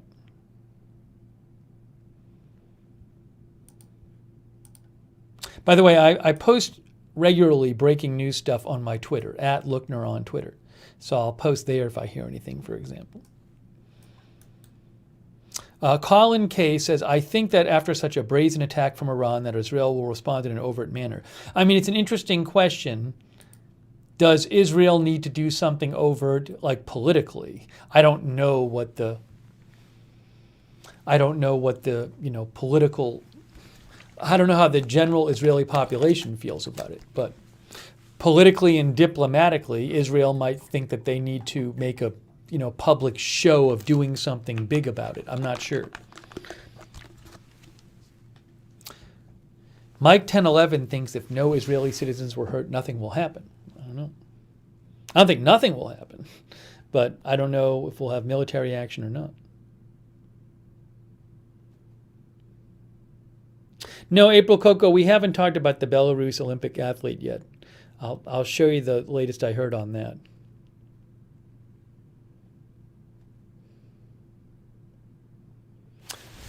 Then PJ Bachman sent me this. Here's just another case of this is a city ordering city workers to be vaccinated.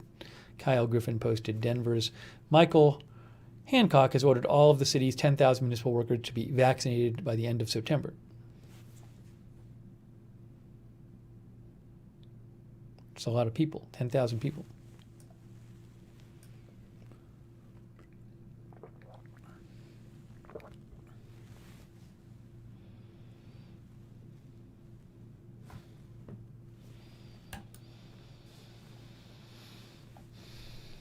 Okay, we should mention this. Story on the Belarus athlete. So, Belarus is a country. It's known. The ruler of Belarus, Lukashenko, is sometimes referred to as Europe's last dictator.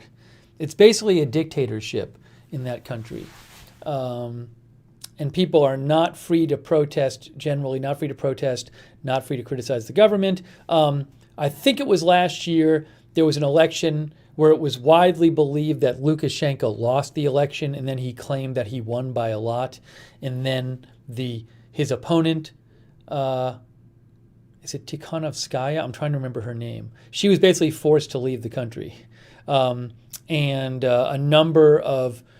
There were protests after the election, which are uncommon there, but a lot of people were so upset there were widespread protests after these election results were announced by the government, by Lukashenko.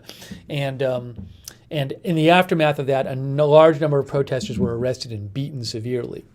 Some of them were killed, I believe.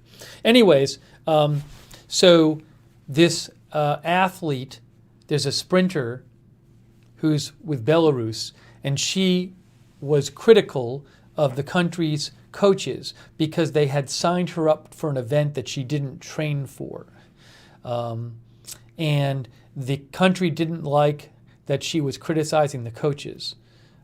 So they tried to force her, I think this was 2 days ago, they tried to force her, it was over the weekend, they tried to force her to get on a plane back to Belarus before her events. She hadn't even run yet, but they were going to force her to go back to Belarus. And basically she said she was scared to go back for her safety. She thought something might happen to her.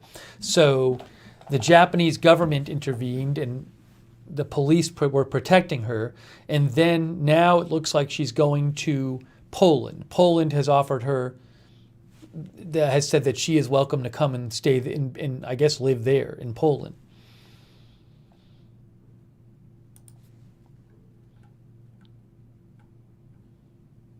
You can see here. Hold on. I mean, remember, this is the same country, Belarus, a few months ago. They basically hijacked a plane. They used their military. A plane was flying over their airspace, and they sent up fighters that forced the plane down in Belarus because there was like a journalist, an anti-government Belarus journalist who was not living in Belarus at the time, but he was on the plane. So they forced down the plane with their fighters so they could arrest this journalist, which is something that's like never done. So this is, that's the same country. So anyways, you can see here it says Tariq Panja, Kristina Timanovskaya, the Belarus Olympic athlete who last night said she had been kidnapped by team officials in an attempt to force her onto a flight home, has been offered asylum by Poland. She's heading there on Wednesday. Belarus is a crazy place right now in terms of what the government will do to people who don't agree with the government. Roberson says there is no place for this Soviet-style crap in Europe. Erevic says, I hope the athlete remains protected. C. Michelle Sparks says, good for her. This is from the New York Times. The Belarusian Olympic sprinter who sought protection at a Tokyo airport as her nation tried to forcibly send her home has been offered asylum in Poland. She will fly to Warsaw on Wednesday, according to this source. She said she feared for her safety in Belarus after she criticized her coaches in the country's national committee for registering for her relay event for which she had not trained. She was originally supposed to run a 200-meter race, but on Monday, but instead, she was supposed to run a race on Monday, but spent the day seeking a new country. So she didn't run her race that she was there for. Wow. She's disappointed. She couldn't compete in the 200 meters today, said this contact of hers, but she understands the whole situation. She had placed fourth in her heat in the 100 meters on Friday. She then said on Instagram her coaches had informed her at the last minute she would have to run the 4x400 meter relay in place of a team member who had not taken enough anti-doping tests to qualify for the event. Although her criticisms were about athletic decisions, she had good reason to fear she would be treated as a political dissident in Belarus. The chairman of the country's National Olympic Committee is the son of Lukashenko, the strongman leader who has held power in Belarus for 27 years. He has long sought to stifle any dissent, including with brutal crackdown that began a year ago after a disputed presidential election. In May, the Belarusian authorities forced down a Ryanair plane flying to Lithuania from Athens that was carrying a blogger for a website that helped direct anti-government protests last year. Anyways, you can read more about this in this article in the New York Times. Now, you might wonder, well, what about her family? Won't her family be threatened? I saw a report that her husband had already left the country. Is that in here?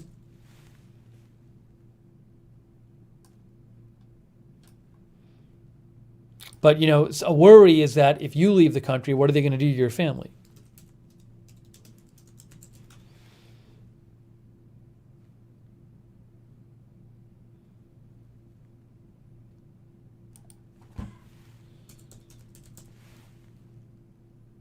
Yeah, look, this is from AP.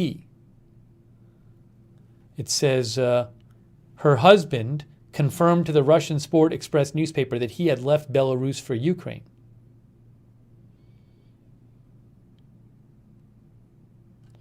This is interesting. Athletes seeking asylum at global sporting events is nothing new, though her circumstances differ from the typical situation. Requests for asylum were especially frequent during the Cold War, but they have also happened occasionally in the decades since. I guess the idea is, if you're in a country where like you don't like to be and you feel like your safety's at risk, then if you happen to participate in a sporting event in another country and that country's laws allow you to apply for asylum while you're in the country, you could take advantage of the fact that you're in the country to say, okay, I want to apply for asylum now, right? So they're saying, but this is not really, it seems like this is not the case here. It seems like this was not planned. It seemed like what happened is this came out of her being critical of the coaches and then them trying to like kidnap her and take her back to Belarus. And at that point, she didn't want to go back. Oh, down here it says many critics of Belarus government have fled to Poland.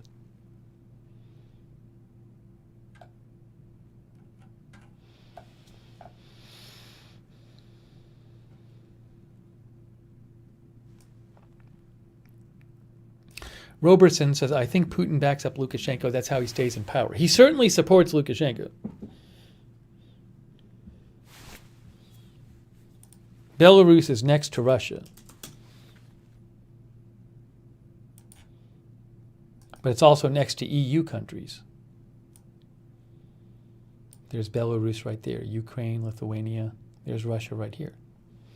There's Poland right there.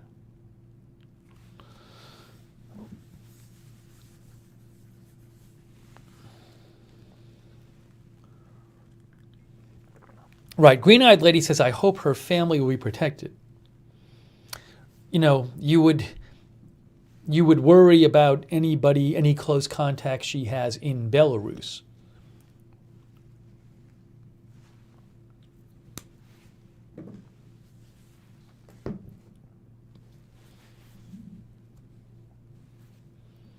Bab says, I hope they don't take her off the plane. Well, the plane would be, she would be flying from Tokyo to Poland. So they won't fly over Belarus airspace. Because if they flew over Belarus airspace, then you might have Belarus planes, jet fighters trying to take the plane down, force the plane down. So they'll avoid Belarus airspace.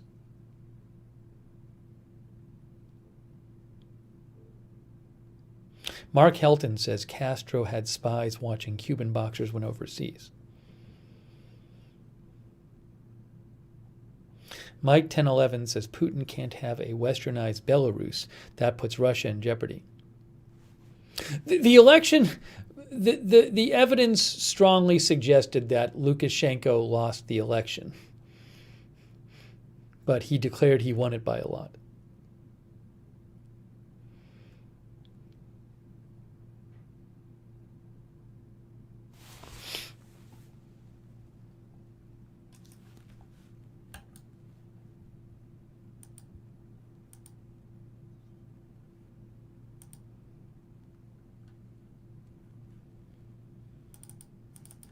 Okay.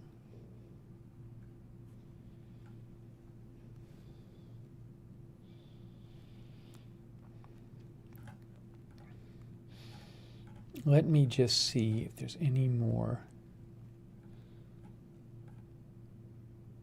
Oh, and by the way, in case you hadn't heard, Simone Biles is going to compete in the balance beam. And I read that's going to air live at 4:50 a.m.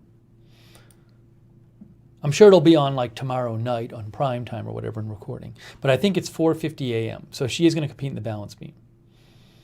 I guess in the balance beam, she had said that Simone Biles, the gymnast considered the best, I'd probably consider the best gymnast in the world. Certainly best female gymnast in the world. Probably best gymnast in the world, all told, though.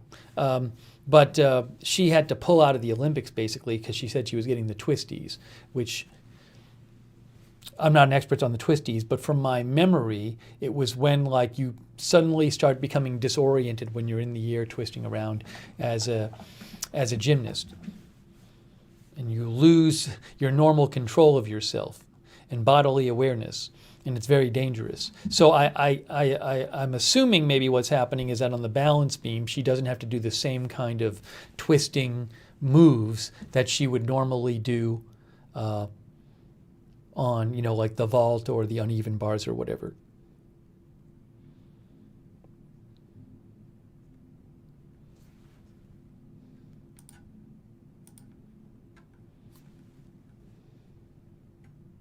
Here's the post from USA Gymnastics.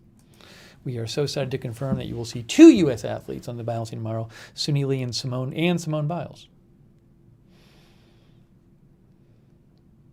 Daniel says there's no twist in the balance beam. Now I'm wondering, I don't know what twists, like in theory you could have a twist on like a dismount or something, couldn't you? Anyways. Christy says, balance beam is safest for her for the twisties. I mean, the obvious thing to conclude is that she can not, the moves she would have to perform on the balance beam wouldn't be the kind that would give her the twisties, or would be affected by the twisties. Maybe she'll adjust some of her routine.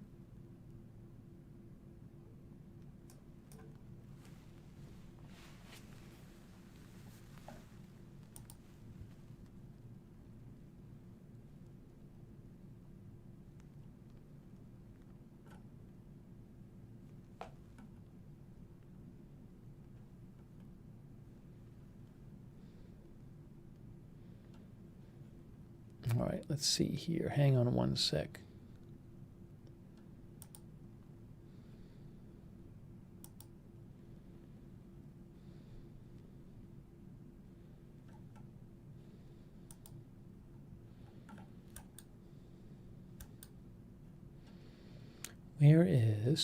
Where is, why can't I find this?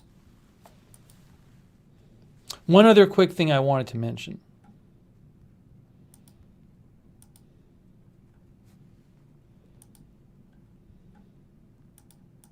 In case you missed it, I posted this on Twitter yesterday, but if you remember, a couple weeks ago, we covered these terrible floods in, I think it was, I forget how you pronounce it, Changzhou? Or Shangzhou. I think it was Changzhou. China, these horrible floods, where that's the one where like some of the subway cars got flooded and stuff. And at the time we were covering it, like I think the death toll was like 12 or something. It was something in, below 20. And I and a bunch of other people were saying, oh, I expect it to be much higher than this. Well, it was reported last night that the official death toll from those floods is 292 in Zhengzhou. Is it Zhengzhou? Zhengzhou City? I can't remember. I'll say Zhengzhou. I can't remember how I pronounced it before. I had looked it up before. And 302 total, with another 50 missing. That's the official toll. That's from Stephen McDonnell. But the government announced it. So 292 in the city died in the floods.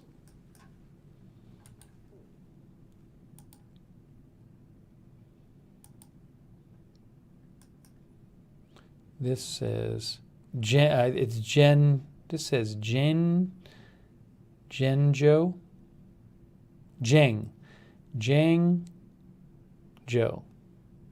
from Wikipedia.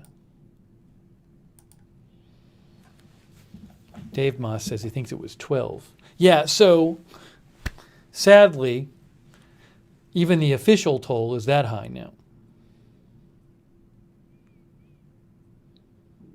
Michelle Lee said that's a big number for the CCP to admit to. Yeah, it just shows you how bad it was. Also, I mean, it shows you, there were videos of dead bodies, but I probably saw videos of 10, 15 dead bodies. But there was like an underpass where a lot of cars were under the underpass, I know, and it wasn't clear how many cars people were in. Lexus says that is horrible. But anyways, that's it. It was bad. Then there's this whole question of why this happened. Why were people in the subway when it was flooding? It was there's this question of, there was questions floating around about whether part of it was water released from dams. So, but, why were people caught in their cars? Why was this not anticipated? And they had a ton of rain apparently, but there's also a question of did something go wrong? Gareth thinks it's worse than that. The tunnel alone, they know how many cars were trapped inside. There was a tunnel where there were a lot of cars. Dave Moss thinks it was much worse. So I can't tell you about what the actual numbers were.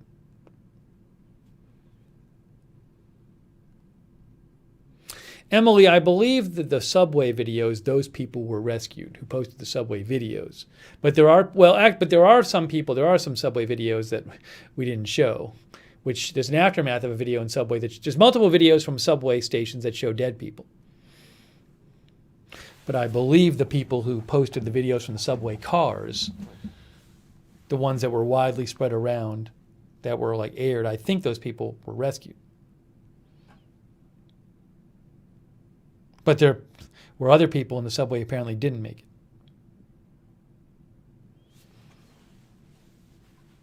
Yeah, that was really bad. But it just shows, when you're covering these things live, you can't really rely on the initial numbers to tell what happened. Same with an earthquake. It can really change over time. All right. Michelle says, I saw a video claiming 500 people were in the underpass tunnel. Yeah, I can't really speak to the specifics of that, so I just don't know.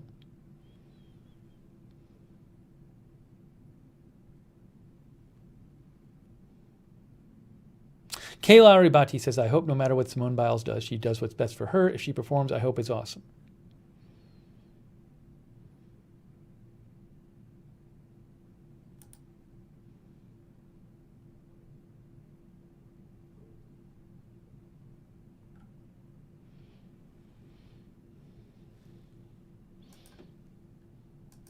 Okay, guys, I think we've covered the stuff I wanted to get to.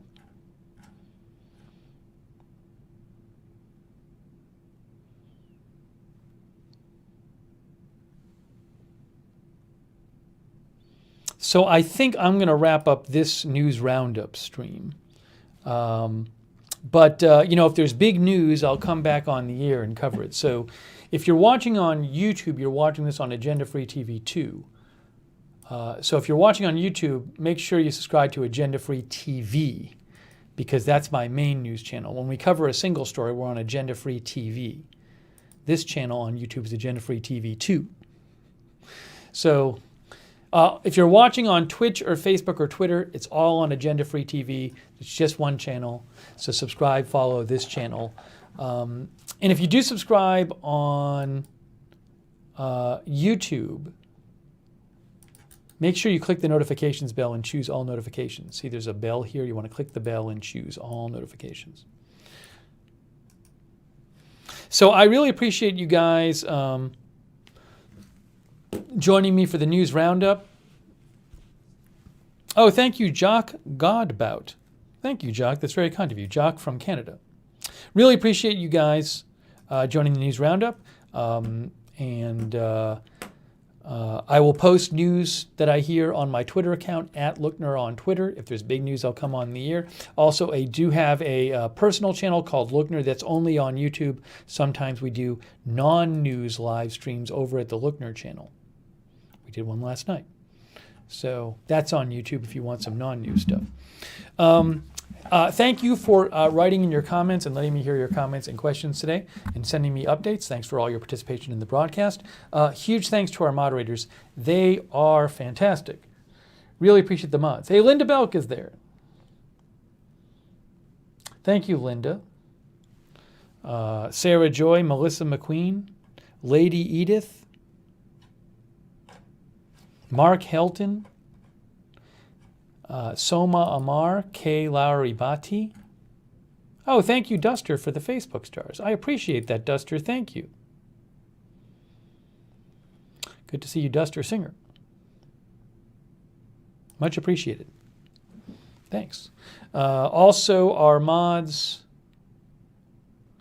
Daily Disclosure, Ellie Bourne, Papa Bear Racing, Neophyte. Thank you. Thanks to all of our mods.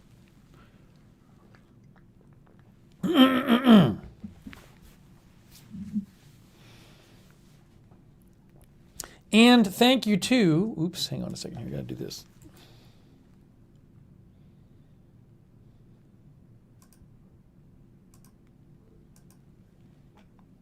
Our viewers too. Oh, well, first of all, thanks to people who donated. I got to say that again. I've been thanking them throughout the stream, but I really appreciate that. That's very kind of you. Your support is how I can do this. Oh, I missed a donation. Wow. I missed the first 2 donations. I feel like an idiot. I didn't see them. They must have been right as I was coming on the air. Gary Anderson in Romeo's Heart. Oh, no. Oh, no. Oh, no. I thought the first donation I saw was Kirk Spaziani. Oh, I'm really sorry.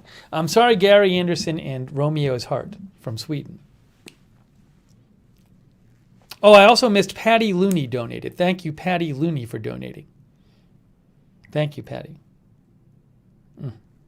Well, I hope somebody thanked. A lot of times the mods will thank the donors too. Oh. Remind me, I'm going to write myself a note to thank Romeo's Heart and Gary Anderson. I literally just I didn't know they were there.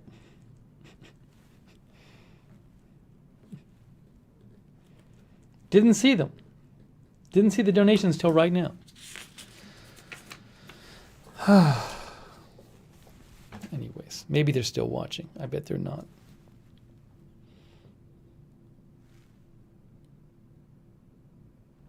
Okay, thanks also to, thanks for the Facebook stars as well. Rita's Real, Haniel Vargas, Kirk Spaziani, Jock Goudbout, Ervik Sonder, Lori Rose Herzo, Timothy O'Connell, Soma Amar, Lorenzia Rogers. Thank you.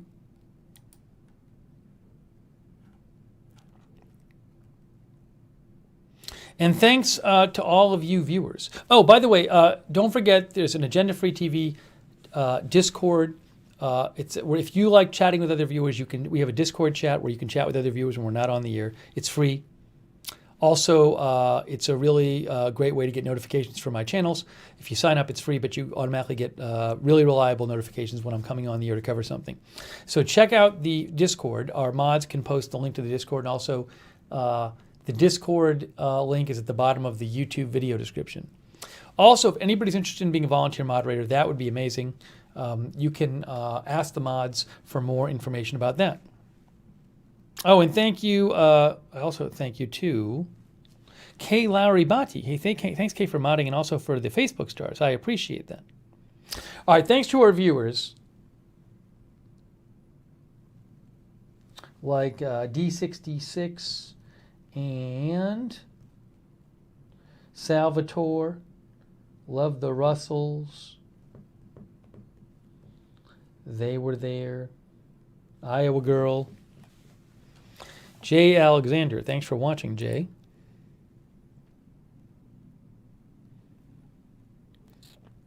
Duster Singer. George. Sular. Leanne Ticknor. Adelson Lopez was watching from Brazil. Hey, how about that? That's cool.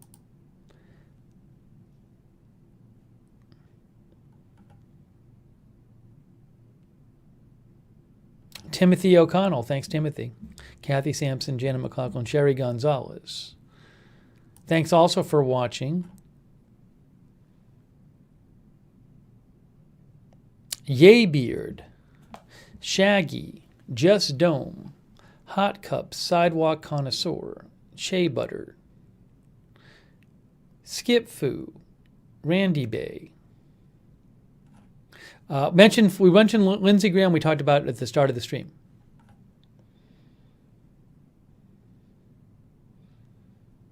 Freedom is Pepsi or Coke. And other viewers there on, thanks to other viewers there on Twitch. And our YouTube viewers, MSU Kiwi, Ryan the Gamer, Miss Ravioli, Michelle R. Atlas Spoke, Smee, Jane Byer, Sean TV. Good to see you, Sean.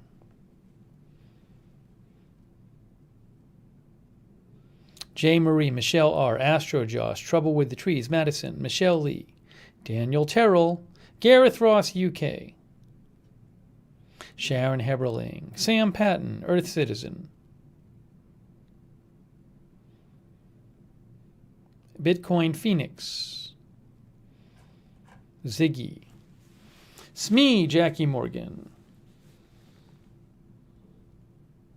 D66. We don't frequently do big sports stories. I mean, once in a while, if it's sort of big enough, we might do it.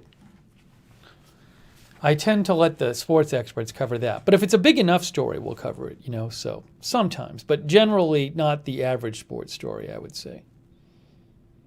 But I'm open to covering it. Just depends. All right, guys. And thank you, Buttergin, for watching, too. All right, I am wrapping up this live stream. I really appreciate, again, you joining us for the stream. And so we will certainly have more news coverage too. So subscribe. Oh, Gone with the Gale is there. Thank you, Gone with the Gale, for watching. So follow me on Twitter, @LookNer on Twitter. And again, subscribe to Agenda Free TV.